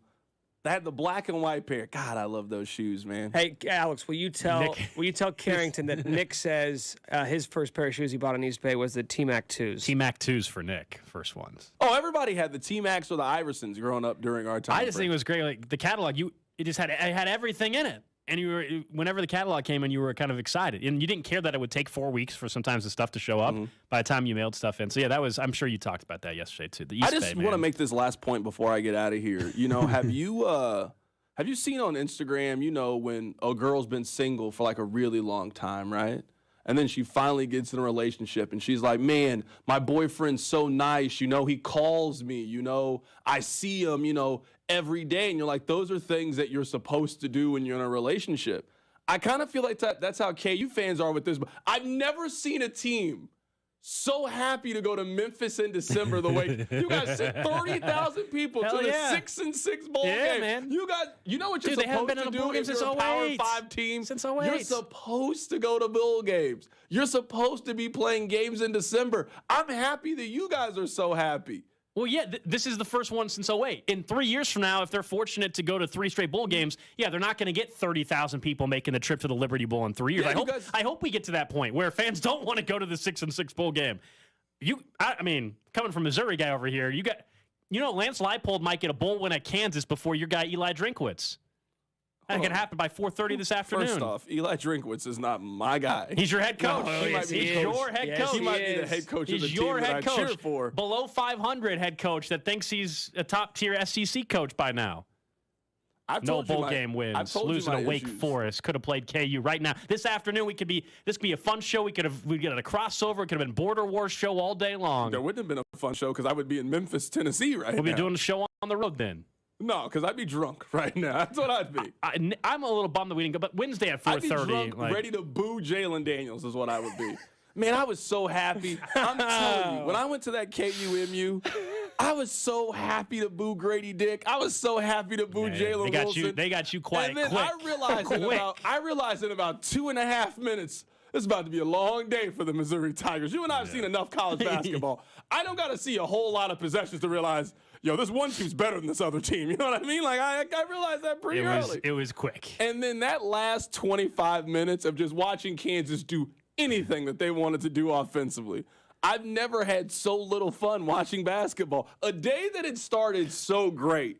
We're going to all the Columbia stops. People are friendly. People recognize me. We're taking pictures. CJ's? It was a great time. I did actually go to CJ's when I was there. Been there one time. Had a great time when I was there. Text line says Lance Leipold's leaving Kansas as soon as they win 7 games in a year. Oh, so you think after they win today he's leaving then? Because they're going to get their 7th win this afternoon. Okay, thanks for the text. Thanks for the text. When are you going to realize that the text line is not keen on facts and information? I think the text line's always right, just except for that text. I think the exact opposite. I think the text line is normally always wrong. I don't think the text line knows anything. Oh, man. Someone does say it real quick. They said your Missouri Tigers in basketball should be ranked. They think now after the Illinois one. That was a nice win. I don't think they should be ranked, but that was a nice win. I'm not worried about that. No? Tonight they play Kentucky. If they beat Kentucky... Oh, yeah, this is right. This was the event that was impossible. That place better be rocking. It's sold out. It better be the smoothest. There better be no lines at the concessions. That better be a secure basketball game. I was told they couldn't put on multiple events in the same day. Never been done before. They better have huge ratings on television tonight. The radio broadcast better be great tonight. Everything better be smooth. You already know Mike Kelly's going to bring his It better be. I'm sure he will. I'm sure Mike Kelly will be great. Kelly's bringing his I'm just saying that better be a flawless. They better not have any lights flickering during the game or anything. That better be a smooth operation tonight because I was told they couldn't do a bowl game and a basketball game in the same day. I told it wasn't possible. You guys think you'll have more boosters at the game or porta potties? Because I know you saw the picture. I saw the line of porta potties. My goodness. That was insane. If you don't know what Carrington's I've never talking seen more porta potties in my entire life. Someone tweeted out a photo. I thought it was Coachella. I didn't know what was going on. Was it Harold Kuntz? Okay. Harold tweeted out this photo of, as many porta potties as I've seen in a long time. Yeah, I've never seen that many porta potties in my entire life. Awfully crazy. Hey, did you guys see the breaking news? What's the breaking news? The Raiders have benched Derek Carr. Okay. Well, when we were talking about Derek Carr earlier, here's why. This was coming, yeah, $40 million. They don't want him to get hurt. They can cut him 3 days after the Super Bowl, save 40 or trade him. And I think they're going to trade him. There's not no or cut him. When you make this decision, you have made the decision to cut Derek Carr. Yeah, you know what I mean? I think it's the correct one. It is time to move on. You can do worse. Like, they could be way worse at quarterback than what they are. But it is time to. They're going to have the top 10 pick. Why is Derek Carr the one that has to answer for this, and not that charlatan Josh McDaniel? Josh McDaniel has done nothing to prove that he is a good NFL coach. Because, and I'm with you on McDaniels, but we saw the story 3 weeks ago where it's like financially they don't have the cash flow to move on from McDaniels. So they're going to keep him. What's the same point reason of why moving the same reason like Nathaniel Hackett is gone, not Russ, because they can't get out of the Russell Wilson contract. If they could get out of the Russell Wilson contract, he'd be cut tomorrow as well. It's just, I think this is the guy that they can save money on. They don't want to pay $40 million to a quarterback next year that, in their mind, isn't good enough, even though it's not his fault. I think the Jets would love to have Derek Carr. The Jets fans would be happy. They go to a playoff game, they might win a game, and that's all they get out of Derek Carr, but they'd be thrilled. We already know where Derek Carr is going. The Indianapolis Colts. The Colts love a second chance QB. If Chris Ballard does it a 4th time with an old quarterback, at some point I like Chris Ballard. Everybody thinks he's a great talent evaluator, but if you do it a 4th time, like if you do it a 4th time where you go between Phillip Rivers and Carson Wentz and Matt Ryan, and then you go to Derek Carr, like, come on, man. Everybody loves Chris Ballard. I know. Has Chris Ballard done something that he should receive this level of love? I think he gets the Andrew Luck situation is giving him a pass for a long, long time. So you get a pass for an entire presidential cycle? I'm just telling you, that's what's happening. Don't you think that's what's going on? I don't know. It's confusing. It's confusing to me who gets grace in the NFL and who doesn't get grace in the NFL. You know? I know. Has Chris Ballard drafted a player that you're like, oh, wow, this was that diamond in the rough? I'm trying to think who was there before. Does he have that guy? I'm trying to think. Like, Did he didn't draft Leonard, he's did he? An expert. Did he draft Leonard? He was already there. No. Leonard was already there. Jonathan Taylor, Michael Pittman. Jonathan Taylor, and and Michael Pittman. Yeah, those would be the two. Yeah, I mean, because you know what? Jonathan Taylor at Wisconsin was this just no-name running back that nobody had ever seen before. You really scouted and evaluated him, you know? I mean, he could have drafted somebody else from LSU. He didn't. See, thanks for coming in. I didn't expect to see you and talk to you, You know what? We talked about your thought on Brandon Staley yesterday. The Chargers are not firing Brandon Staley. Why would they not fire Brandon Staley? By the way, he did draft Shaquille Leonard. Oh, he did? Okay, that's right. He changed his name. Excuse me. I called him Darius. Yes, Shaquille Leonard. Yeah. It's the same person. It is the same person. It's like Puff Daddy and P. Diddy. True. Yeah, he's going to win 11 games probably. Brandon Staley is. And do you think Deshaun Payton's an upgrade? Potentially, yeah. No, just yes or no. Do you think he is an upgrade? Don't give me a potentially. Okay, I'll say yes, but we were saying, Carrington, we can do this with 20 other teams in the league. Do you think Sean Payton's an upgrade from Sean McDermott in Buffalo? I don't think so. I think you don't. I think it's a wash. I think it's a. So why is the wash there? Why is it a wash? It's year 2 for Brandon Staley. J.C. Jackson's been hurt all year. Joey Bosa hurt all year. Keenan Allen hurt all year. Mike Williams hurt all year. He's going to win 11 games. That's a pretty damn good year in a division with Patrick Mahomes. Now, in 2 years, if we're having a conversation and he's still winning 10 and 12 games, not winning divisions, losing in the wild card round, which is what's going to happen. Yeah, well, then of course, then that's a fair conversation. But I don't get the notion of a guy in his second year winning 11 games when we want to can the guy.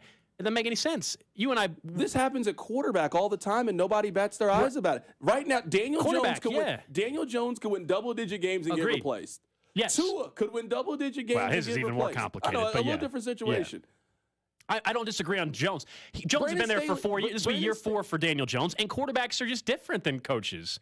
But it shouldn't have to be, though. Everybody should be evaluated the exact. Brandon Staley has done nothing in the National Football League that would show you that he is a great coach. Look at their wins this year. Should Cincinnati fire Zach Taylor for Sean Payton, too, though? I don't know if Sean Payton's a better coach than Zach Taylor is.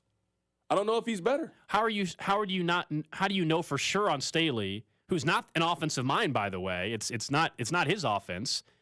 How do you know for sure Sean Payton's better than Zach Taylor, though? Or not better than Zach Taylor, but you know he's better than Brandon Staley? Because I've seen constant improvement from Zach Taylor over the course of the last couple of years. You saw one playoff run. So if Brandon Staley and the Chargers, I don't think this is going to happen either, let me be clear. If they win 3 games and go to the Super Bowl and lose, he's done what Zach Taylor's done, and then we're good on Brandon Staley. Well, yeah, I mean, in your hypothetical, you have the Chargers winning 3 consecutive important football games. If I would have done this same thing, haven't done since Lance Allworth was on the team. I agree. So yeah, in your scenario, if the Chargers go to the Super Bowl, I will change my opinion. Okay. The Chargers haven't beat one good football team all season.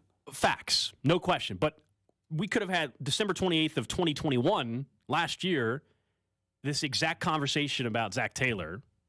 And look where we're at now. Yeah, and they won their division last year. Tell me one thing. So that's the difference. If Brandon Staley would have won the division, though, you would be cool. Well, that's in your situation. That's having more success. So yeah, that's really the play. But if Zach Taylor won the AFC North last year, if they would have been out in the first round of the postseason, you would not have answered the question the same way. That you would think Sean Payton. Yeah, but right now we're changing all of these different scenarios. Well, no, it's just that I just think it's too early to determine. And what's happened. It's too early to determine on Brandon Staley. We've seen Brandon Staley for 2 years. Have you seen something from Brandon Staley that would lead you to believe that he can close the gap between him and Andy Reid? That's what I'm talking about. I'm not changing the parameters, though, man, because, again, at this point last year, Zach Taylor was in year 2. Was he not? And we got to see what Zach Taylor did. So let's see what happens for Brandon. You're already wanting to fire the guy for Sean Payton. Based on this exact parameters, though, all it takes is Zach Taylor or Brandon Staley to win 3 games in the postseason. I also want to point out that at the end of Week 17, we had seen Zach Taylor win his division. So he has already done more in 2 years, but not counting the Super Bowl. How many games did Zach Taylor win last year, though? 11 to win the division. It would have taken 14 wins for Brandon Staley to win the AFC West this year. Most likely, maybe 13 if the Chiefs slip up. So I guess my point is, they're going to win. They're going to win the same amount of games in year 2 as each other, and he's going to deal with Patrick Mahomes in his division, not a Baltimore team that didn't have Lamar Jackson for much of last season as well and winning that division. Not an old Ben Roethlisberger. I don't think they're in much different spots than they were a year ago. That's all. Would you be more worried in the division if the Chargers had Sean Taylor or Sean Payton as their head coach? Would I be more worried? Yeah, just Yeah, I mean, I think their issue, they need a new offensive coordinator, perhaps. You know who would be a great offensive coordinator? Sean Payton. You know who his offensive coordinator is in New Orleans for Sean Payton? I'm assuming Brandon Staley. No, because he's a defensive-minded guy. But Lombardi, who's the... Oh, yeah, you're right. It's the same. Like, that's the only thing. We're assuming that Sean Payton... I think Sean Payton's getting a little too much love here because this happens every cycle. Brandon Staley was the Rams defensive coordinator. You're right. No, but I just mean, like, Sean Payton in general. I think he's getting too much love for a guy that we all thought just a year ago underachieved so much with Drew Brees. And now we think he's the savior for the Chargers. I think he's the best coaching candidate available since Andy Reid. Since Andy Reid. Okay. I think... Since Andy Reid left Philly, I think this is the best head coaching candidate that's been available. If he's available. You see the Mike Florio thing? It says that he could go back to the Saints. There's a new one? I haven't seen that article. Florio said that perhaps he could go back to the Saints and get Tom Brady to join him in New Orleans. Why would he go back to New Orleans? Why would Tom Brady then go to New Orleans? No, I don't think that's what Tom Brady is doing. I'm with you. Good to talk to you, C. All right, man. I appreciate you guys. You got a show to do it, too. There you go, Nick. Got that squared away. We talked about it a couple of times. Carrington was good. He didn't want us to talk about KU. You and I were going to have a nice upbeat conversation about KU. You think that's why he sprinted in there? And he sprinted in here. Because he came in here first, and then he heard we were talking about KU, and then it... It's true. You want to talk about KU or not? I feel like we kind of hashed it out. We did? Okay. I mean, I do think KU could win. Are you going to be all right, though? You going to be okay? Because I'm a little concerned about you. Why? You've been the way you've been talking about this game, it sounds as if you've got a lot on the line. You and I both have bets, but if KU loses, it sounds like we might actually have to have a new producer. Well, it's not just that. I didn't put all my eggs into one basket. You've taught me a lot about that, about diversifying your bets. Don't just all put it in on one thing. So I do really need Kansas to win, but I also need them to score more than, let's just say, 33.5 points. Okay. Okay, and we're pretty certain that they're not going to land right on that number. So I need them to go over that. And we also would like for them to be losing by, let's say, less than 1.5 points at halftime. Okay. So if all three of those things happen, I'm going to be a really, really happy man. And then if Jaylen Daniels wants to throw, I don't know, one touchdown in each half, it'd be great as well. Now, if none of those things happen, Alex, there is a chance. How much money are you going to lose? What's the most money that you've ever heard of? The most money that I've ever heard of? Yeah, double it. That's how much. Millions. More than I have. How about that? Okay. Yeah. I went through the bookies on this one. No, I saw you make the bet, man. No, I doubled. I saw you make the down. bet. My bets for the game are KU money line plus 115 just to win outright. Lucas Grimm to get a touchdown, receiving touchdown. It's like plus 2 something. And then for the Jayhawks to be up at halftime and win the game. So it's called a double result. So we have bet. a lot of the same bets. Okay. So, yeah, I took KU money line. Forget the spread. I want you to unleash your fury onto the sports books on the KU money line. The KU's playing motivated. They got all the fans there. Arkansas is the exact, these are two polar opposite teams in terms of, where they're at the end of the season. Arkansas's got a bunch of guys sitting out the game. I heard earlier today their defensive coordinator isn't even with the team anymore. Right. So they've lost. They're going to have a bunch of players on defense that have never played before. That have never started. Have never started a game going up against one of the most high-powered offenses. Now, KU's defense is pretty bad as well, so I think this is going to be a very high-scoring game. The total's gone up since we started the show. It was 69.5. It's now up to 70, so it's up a half a point. Yeah, so it's going to be I think, a high-scoring game. But I feel like the Kansas offense, especially now Jaylen Daniels, who even when he came back from the shoulder injury, was not at 100%. He's had basically a month to sit out and get healthy. I think we're going to see more of the Jaylen Daniels we saw at the beginning of the season. And I hope for my own sake and my own safety that we do see that from Jaylen Daniels. I hope we're all happy a little bit later on this afternoon. Coming up next, we'll get to what's trending, the news out of Las Vegas. Derek Carr benched for the final 2 games of the season. What does that mean? And our conversation with former Broncos safety Nick Ferguson here on Cody and Gold. This is Cody and Gold, brought to you by Gant Asphalt and Concrete. For asphalt, concrete, and parking lot maintenance, Gant Asphalt and Concrete. One contractor, all things parking lot. Trusted in Kansas City since 1994. Online at GANNasphalt.com. Don't miss Royal NFL insider Vinny Pasquantino this football season with Cody and Gold. My Twitter is about to unload of football tweets. First Jets game that I have free on Sunday. It's go time. 610 Sports Radio.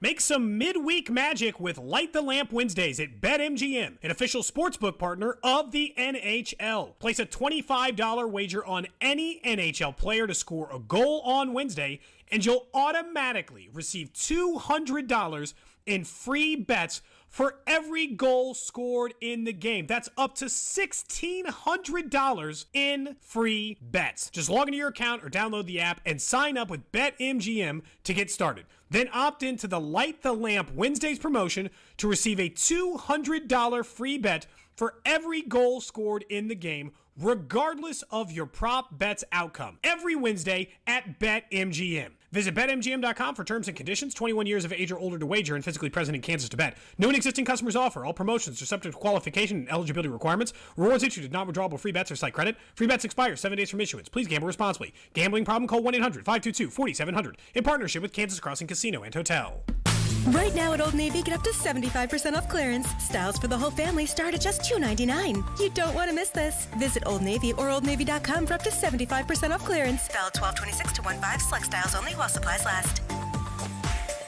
Your love isn't confined to an advent calendar. It doesn't stop when the Christmas lights come down. With the Salvation Army, your love lasts all year long. It puts a present under someone's tree today and a roof over someone's head tomorrow. It brightens Christmas morning and the hardest nights for hardworking families. Together, we love beyond Christmas. Give $25 a month to support Kansas City families all year long at lovebeyondkc.org. I'm Dak Prescott. You know me from live TV. And I'm a cowboy from that western you watch on demand. DirecTV brought us buckaroos together. That's right, partner. Hey, is that a coconut? Yep, this old red hand's rusting up some pina coladas. Switch from Dish and get up to $300 in reward cards. Call 1-800-DIRECTV. Ends 1/5/23. Redemption required. New satellite customers only must submit Dish recent bill and use code SWITCH at checkout. 24-month agreement and equipment lease required. $19.95 activation. Early termination fee of $20 a month for each month remaining on agreement. Equipment non-return and additional fees apply. Restrictions apply. Tune in this week to kick off with Boomer and Valenti, where they'll break down all the headlines in the NFL. Brought to you by Hyundai. There's never been a better time to get away with a great deal on a new Hyundai at the Hyundai Getaway Sales Event. Visit buyhyundai.com today. If you are a business owner, listen up. And remember the website, getrefunds.com.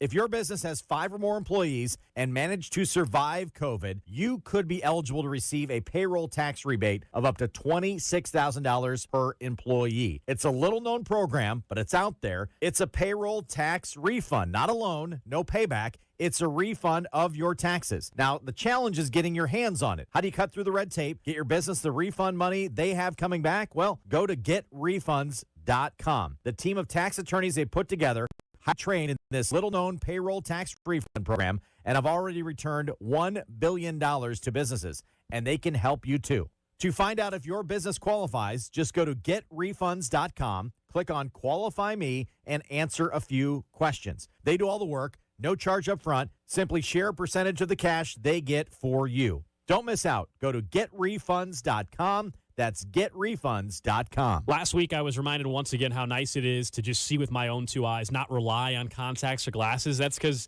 as I mentioned to some of you, I was driving to Emporia for my sister's graduation. It was just going to be a quick drive there. And then after the ceremony, drive right back to Kansas City. Not a far drive, but going to be driving at night. And in the past, when I wore contacts, driving later at night was kind of irritating, so I would make sure I took my contacts out.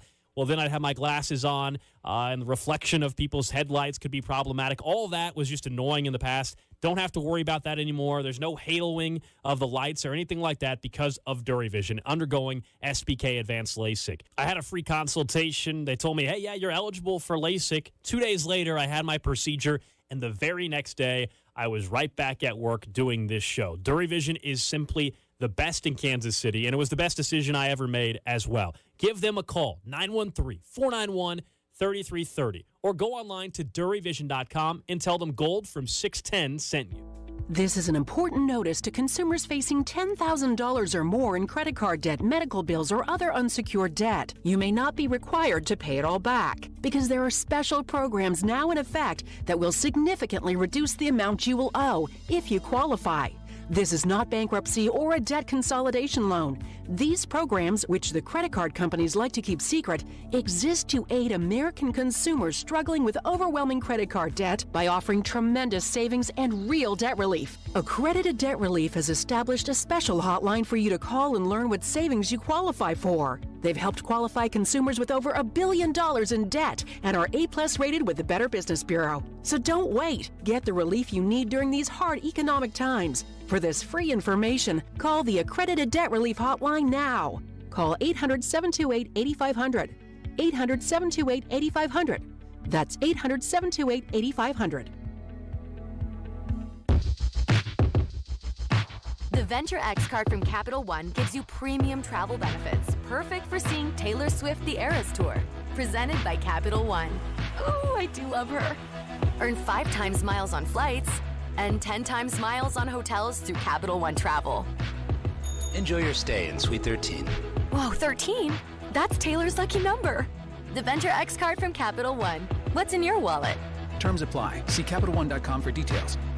Hi, I'm your unused PTO. It's almost the end of the year, and if you don't put me on a timesheet, I will be gone forever. Use me or lose me. Let's get away. It's getaway time. Get our best deals of the season on a new Hyundai. It's your journey. Own every mile at the Hyundai Getaway Sales Event. Now get 0% APR, 0 payments for 90 days, and $500 bonus cash on select vehicles. Hurry to your local Hyundai dealer now during the Hyundai Getaway Sales Event. Offer ends 1/3/23. Call 1-562-314-4603 for complete offer details. What's trending? All right, let's check in on the hot topics trending. Number one on What's Trending news from Adam Schefter in the last 15 minutes or so that the Raiders are benching starting quarterback Derek Carr for the remaining 2 games of the season. One of those, of course, will be Week 18 when the Chiefs head out to Las Vegas. It'll be Jarrett Stidham, the new starting quarterback. Derek Carr, 14 picks this year. That leads the league. He had 3 on Saturday in their loss to the Steelers. Really, the story with this one is something that you and I, Nick, had touched on throughout the show today is the long-term ramifications with the contract that they have. They can cut him after the Super Bowl and save $40 million. They could also trade him. This ensures he's going to stay healthy and be healthy for them to make those decisions. I think this pretty much tells you Derek Carr is done in Las Vegas, and they will move a different direction. What direction do they move? You and I were talking during the break a little bit. They have a top 10 pick right now. If they lose the next 2 games, there's a chance they can move up to the 6th overall pick in the draft. Do you go and sign a veteran for a 1-year deal like Jimmy Garoppolo while you draft Levis or Bryce or go with Jarrett Stidham for next season and groom somebody else? They're going to keep Josh McDaniels, which is a mistake, but they're going to keep him. Now, this is actually perfect. This is the best possible scenario because, remember, Jarrett Stidham was with Josh McDaniels. He was drafted by the New England Patriots. Yep. You think it's a coincidence that he wound up in Vegas with Josh McDaniels? So, imagine this, for instance, that Josh McDaniels is convinced that Jarrett Stidham is good. If Josh McDaniels gets to keep being the coach, and if there's even a 1% chance that the Raiders enter next season with Jarrett Stidham as the starting quarterback, it's the best possible news for the Chiefs in the AFC West. Yeah, I mean, either way, just the dysfunction of both the Broncos and the Raiders right now is incredible. I mean, let's keep it going. Mahomes and Andy Reid are the biggest reason for the 7th straight. But let's be honest, if this becomes 10 or 11 straight, it's also a credit to the crappiness of the Broncos and the Raiders, and then the Chargers just being injury-prone left and right every single season. I mean, it's incredible. But Derek Carr being benched the final 2 games is certainly significant and has major ramifications. Teams like the Jets this offseason who could sign Carr or others. Next up on What's Trending, we are officially 2 hours and 58 minutes away from one of, some people are calling, the biggest bowl games of the entire college football bowl schedule. That is the Liberty Bowl down in Memphis. Just happens to be featuring Kansas and Arkansas, 4:30 kickoff. I've seen a lot of pictures, a lot of videos from people down in Memphis. Seems like a large KU contingent has made their way down there, even despite all the traveling issues. Yeah, it's cool. I mean, look, it's been since 2008, so I think everybody expected a good showing, and now you try to cap it off with a win. They're 2.5-point dogs against Arkansas, but cool. It's nice to have a bowl game with your team in it for the first time since you and I were in high school. My goodness, it's been way, way too long. Next up on What's Trending, it's now official. A report last week had the Royals signing pitcher Jordan Lyles. Now the Royals made it official themselves. Jordan Lyles, 2-year contract. The reported figure last week was 2 years, $18 million. So with that corresponding move happened, Ryan O'Hearn DFA, Bro Hearn, gone at this point. That's sad. Way too many people were happy. Way too many people were happy about this on Twitter today. Way too many people. Kind of sad to just see way too many people. Hell yeah. But Ryan O'Hearn DFA'd by the Royals organization today. All right, and lastly on what's trending, Carson Wentz will be the Commanders' starting quarterback this Sunday against Cleveland. He did come in last week's game against San Francisco. They lost 37-20, but Wentz has not started a game since week 6. This is my favorite trend in the NFL. This guy's our starter. Now let's try another guy for 3 months. Oh, that's not working. Let's go back to the guy that we benched, remember, because he sucked so much. So, let's go ahead and throw him back out there as the Commanders are trying to make a playoff push. So the Commanders are currently occupying the final spot of the postseason. They got 2 games to go. That tie is actually saving them right now, the fact that they tied and didn't lose a game. But you're right. I mean, October 6th was the last time Wentz started. He broke a bone in his hand. He played the entire game and broke a bone in his hand. Yeah, broke his bone in his hand, so that put him on IR. And then they kept winning with Heineke. It's not like Heineke played great, but they were winning games. You're not going to bench a guy if they're winning. So you stuck with them. And so you stuck with them. And now that you lost and now that the offense is struggling, you can easily go back to Wentz. Let's not forget Ron Rivera, the head coach. He wanted Carson Wentz. He's why they traded for him. Not surprised they went back to him. The ceiling is certainly higher offensively with Carson Wentz. There's no disputing that. But we'll see if they can actually win some games with him.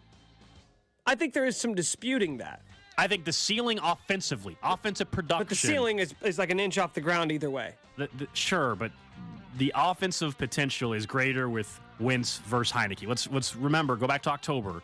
Offensive line injuries across the board for Washington. Heineke more mobile versus Carson Wentz, who's more of a statue. That wasn't a good fit, good combo. Now the O-line's healthy. I think Carson Wentz, you'll see some throws that Heineke wasn't able to make. And you're going to see some throws to the opposing team. I understand that, Nick. Several of them. I get that. I'm not telling you that they're going to start going on a 4-win run through the postseason, but I do think offensively the ceiling is higher with Wentz versus Heineke. That's all.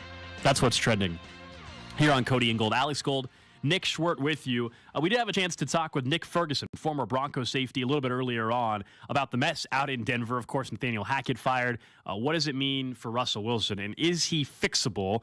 And what the last 24 hours have been like there in Denver. Yeah, no one was actually surprised about his firing, but they expedited the situation based on what we all witnessed on Christmas. It was bad enough for drubbing the 51-14. And then just kind of the minor altercations on the sideline, Dalton Reisner and backup quarterback Brett Rippon.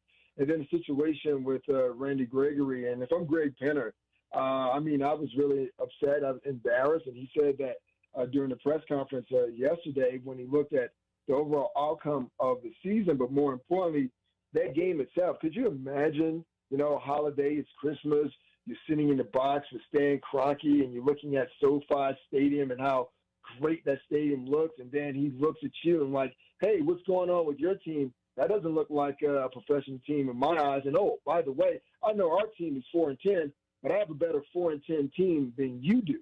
So that only, forced management to just kind of go out and make this decision earlier than they wanted to or what they were going to. But also, there were some other things that happened as well. Offensive line coach Butch Berry, he received his walking papers.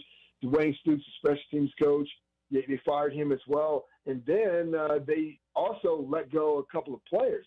Michael Ujimudi, who was drafted in the 3rd round from Iowa by Vic Fangio, and David Exigbo, who was on the practice squad as a running back. So they're just trying to go ahead and send a clear message that what we saw on Sunday will not be tolerated. Now, how much of this entire season was on Hackett? How much is Russ? How much is the front office and how they assembled this team? Because I still think the biggest problem is right there, and it's Russell Wilson. How do you see it? Well, for me, it's a 60-40 split. This is a situation where everyone is involved with what's happening this season. And I know we look at the quarterback and say, okay, well, we're going to give him all the responsibility, right? Because if the team doesn't do well, it's all his fault. I don't look at it that way. Russ has his issues, but for me, from a personnel standpoint, the offensive line was never what we expected to be. And I thought it was going to be a better offensive line with the addition of Tom Compton and Billy Turner to go with a lot of the guys that the Broncos were bringing back on the offensive line. But it just didn't seem to be that way. Let me give you a 2-game sample of what it's like to be a quarterback for the Denver Broncos. With Russell Wilson in 2 games that he played, he has been hit 22 times and he's been sacked 12. Now, I know you guys have the marvelous Patrick Mahomes over there in Kansas City, and I don't believe that he has been hit or sacked that many times.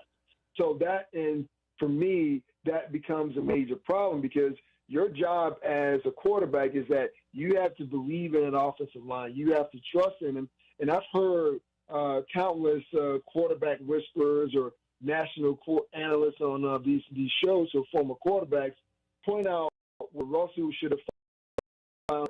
But I go back and I say, well, how could you find an open receiver with someone in your face? That's hard to do in this league for any quarterback. And then when you can't really run the ball effectively, that entails, what's happening offensively. And I never really thought the system fit the skill set of Russell. So it's a combination of a lot of things. And the wording. Yes, we heard George Paton talk about it yesterday, and he was asked about fixing Russ. To me, I don't think it's the idea of fixing Russ, because when you say, hey, you need to fix something, you're implying that it's broken. Russ hasn't forgotten how to play the quarterback position. But so I will, inject another word. How do you get the best out of your quarterback? How do you get the best out of your offensive line? That starts with coaching and making some personnel changes. And when it comes to trying to figure out who the next head coach is going to be, it's not about the head coach. It's about the offensive coordinator. That's the most important guy. Nick, what is the best of Russ, though, at this point, do you think still in his career? Obviously, he's high level throughout 95% of his career, except for this year and then maybe a little bit last year. Well, what's the best look like? Can he be top 15 again? Is that all you're asking for almost at this point? I know the financials are a big problem there where you look at Denver and they're kind of stuck here for a couple of years. They're like, this has to work. Well, yeah, because they gave him the extension, it has to work. You are now married to him hip to hip. So the idea is you go out and try to do what's in the best interest of your quarterback. So you have to go out and fix the offensive line. And knowing as though the Broncos, they have a first-round draft pick, but if the 49ers continue to play well, that pick continues to fall. But now you need to go out and you need to try to go get some veteran guys, bring some guys in here with a little attitude, because that's the thing that's been missing around here is guys with that tough man attitude. I'm going to smack you in your face type of thing. Now, I'm not advocating for fisticuffs, but I'm just saying just the mentality that you need for the protection of Russell Wilson. And, yes, there is still best that you can get out of Russell Wilson because, once again, I don't feel as though you just forget how to play the quarterback position in 1 year, leaving one team in Seattle coming in Denver. It's about that offensive scheme catering to that quarterback skill set. And once again, I never really thought that Hackett did a great job because he wasn't running the basic staples of the offense that he was deploying. If you're going to run Mike LaFleur, Kyle Shanahan, Mike Shanahan type offense, you got to run an outside zone. I'm not seeing that. And if you're going to run the gap scheme where you're running what we call duo, where you have a lineman, maybe double teaming those guys and climb up to that second level to a linebacker, I'm not even seeing that. I'm not even seeing the basic route concepts that I practiced against when I was a member of the Denver Broncos and Mike Shanahan was the head coach. And when you think about what made Russ so great in Seattle, it was moving the pocket for him. I'm not even seeing them pull a guard and get Russell outside the pocket. So the scheme never really fit the quarterback. It's almost like tell me this, Alex, what size foot do you have? What size is your foot? 11.5. That's like you trying to put your foot in a 9.5. It doesn't work, right? That's what it was. And it doesn't work. So we need to bring in a quarterback, not a quarterback coach, an offensive coordinator that can really get the best out of Russ. Not fix Russ, but get the best out of him. And if you want to know a guy who I think can do that, that would be Brian Schottenheimer, who's on the Dallas Cowboys staff as a system or data analysis, whatever that's called. But that would be the guy that can definitely get the best out of Russ. We're talking to Nick Ferguson, former Broncos safety. You kind of hit on it there at the very end. I was going to ask you, how attractive of a job is this in terms of the candidates? We know Sean Payton's name is going to be mentioned with every opening. If I'm Sean Payton, I don't know why I would want the Denver job. Maybe you feel differently, but I look at the division. I look at the quarterback. You and I maybe just disagree on like how much level up there could still be for Russ. And knowing the current draft capital that the Broncos have or don't have, who is realistic there? You mentioned Brian Schottenheimer, Dan Quinn, I think entered the last time for the job. Who's kind of on the wish list there in Denver? Well, for the obvious reasons, Sean Payton. I just look at what Sean Payton was able to do in New Orleans with that offense, Marcus Colston when he was playing, and more importantly, Drew Brees. Drew Brees was a vertically challenged quarterback, but he was able to get the best out of him. He could possibly do the same thing with Russell. Now, I don't think, as obvious as that may seem, I don't think that's going to be the direction because Sean is not going to want to come here because looking at, the long ties that the organization has to Russell Wilson. Now, the guy that makes the most sense to me would be Dan Quinn. You interviewed him last year. I was kind of rooting for him to be the head coach last year. We've seen what he was able to do or has been able to do in Dallas. We've seen what he do when he was head coach for the Atlanta Falcons. And, oh, by the way, he had an offensive coordinator in Kyle Shanahan that ran an offense that Nathaniel Hackett was trying to employ. But that relationship between Dan Quinn and Brian Schottenheimer, I mean, it goes back to Seattle. Now they're working together again and with the Dallas Cowboys. And Greg Penner said it himself. The next head coach that comes in is not reporting to George Payton, the GM. He's reporting directly to Greg Penner. But there has to be a working relationship between the GM and the head coach. And George Payton and Dan Quinn, they have history. They go back to their days with the Miami Dolphins. So, to me, if you want to say, well, what's the best situation for Russ and the organization and the ownership and the GM, it is by far Dan Quinn. Because, once again, it is not fixing Russ. It is finding ways to get the best out of Russ. And those two guys collectively, I believe, can do it. Nick, I can't remember if you had a head coaching change at all when you were playing with the Broncos, but when a coach gets fired days before a game in this situation where the Broncos are about ready to come to Kansas City on Sunday, what does that do? I think there's a mindset from some fans, and people have been asking even on our text line here, do we think the Broncos are going to be more up for the game now? Or are they going to be ready to just pack it in? What does that do you believe, for the Broncos even on Sunday? Well, when you get over first, I don't want to say the initial shock, but the disappointment of it, because you're thinking about another coach is fired, you're on this roster, you had something to do with it. But also, here's the upside. Now you're a little upset, right? Your coach is now fired. No one's expecting anything out of you. And we've seen teams perform well when the head coach is ousted. Think about when Jeff Saturday took over, his first game, taking over for the Indianapolis Colts. They played well. They played inspired football because they knew that, hey, our backs were against the wall. We have guys who are unrestricted free agents who are playing for jobs next year, either with this team or another team. And usually in that case, sometimes you get the best out of that team. So if the fans in Kansas City thinking there's a possibility that you're going to get a team that's feeling bad about themselves and licking their wounds, no. I mean, it's almost like a possum. You back in a possum into a corner. That possum is going to show his teeth and it's going to show his claws because it only has one way out, and that's through you.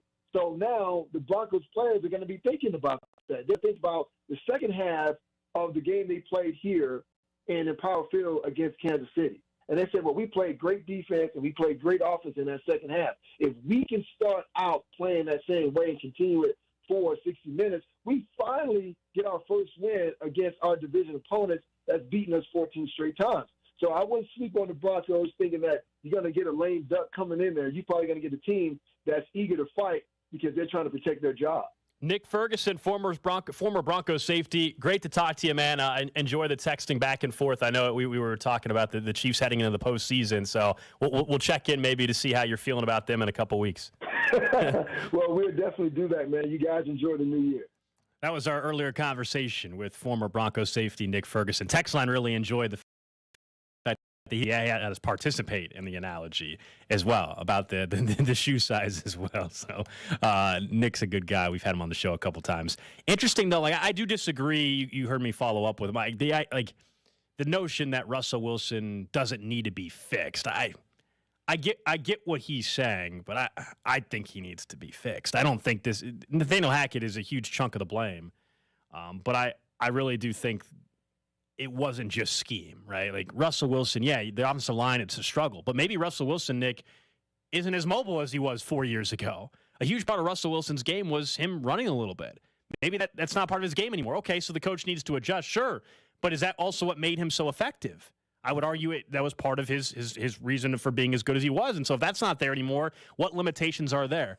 He's 34, yeah. I think the hope is you can get him to where he's in that 15 to 20 range, if you're being realistic. He's not going to be a top 10 quarterback ever again. Ever again. That's not happening. Well, what's so funny is that Russ wanted out because of Seattle, because they wouldn't, let him run the offense that he wanted to run. Let him cook. They wouldn't let him cook. They wanted to run the ball. Like Pete Carroll wanted to run the ball and have a great defense, right? That's kind of been the MO. And Russ is like, what about me? Like, look at me. I'm one of the top 5 quarterbacks in the NFL. And so you go and hire Shane Waldron, who was, running Sean McVay's offense. And Russ had the injury last year where he broke a finger. But even before that, his play was declining. Like, his play has been steadily declining for about 3 or 4 years now. And it was declining from, like, at his peak about 4 years ago. At times looked like a top 3, like in the mix for being the best quarterback in the NFL. But that was 4 years ago. And he has steadily gotten worse each year to this year, where it feels like can it possibly get worse? Yeah, we had a conversation like in week 5. I think you and Cody were like, hey, can he still be a Hall of Famer? And at the time I was like, yeah, he can still be. Not when he had a full season like that. I thought in week 4 that, he's not going to be this bad all year. I was like, he'll at least level out. He never did. It got worse and worse. And he cannot, to me, make the Hall of Fame if he has anywhere near this season again. Yeah, because that's the problem. It's the problem. It's not just that like he was playing at a very high level and then all of a sudden fell off a cliff this year. It has been steadily getting worse. So that it didn't have the sample size of 12 years of elite play. It's like he's got about 6 or 7 of really high-level play. He's got the Super Bowl ring. Yeah. And then just you're going to look back on it. If he plays for 6 more years, if he plays for 4 more years, 2 more years, you're going to look back and say, well, the last 4 or 5 was pretty ugly. And usually those sorts of careers don't get jackets. Yeah, as far as Sunday's game, we asked Nick Ferguson, about what it does for a locker when your coach is fired. And I don't think the Broncos will just roll over and die either on Sunday. But if we're going to talk about the second half and how that's motivation for the Broncos, the second half of the first meeting, isn't that motivation for Kansas City? You know what I mean? Like, to me, after all the discussion, the Chiefs had the 27-0 lead. They let it get tight. They were very fortunate to win in Denver at the end of the game. The way that went down, like, to me, isn't that motivation for Kansas City?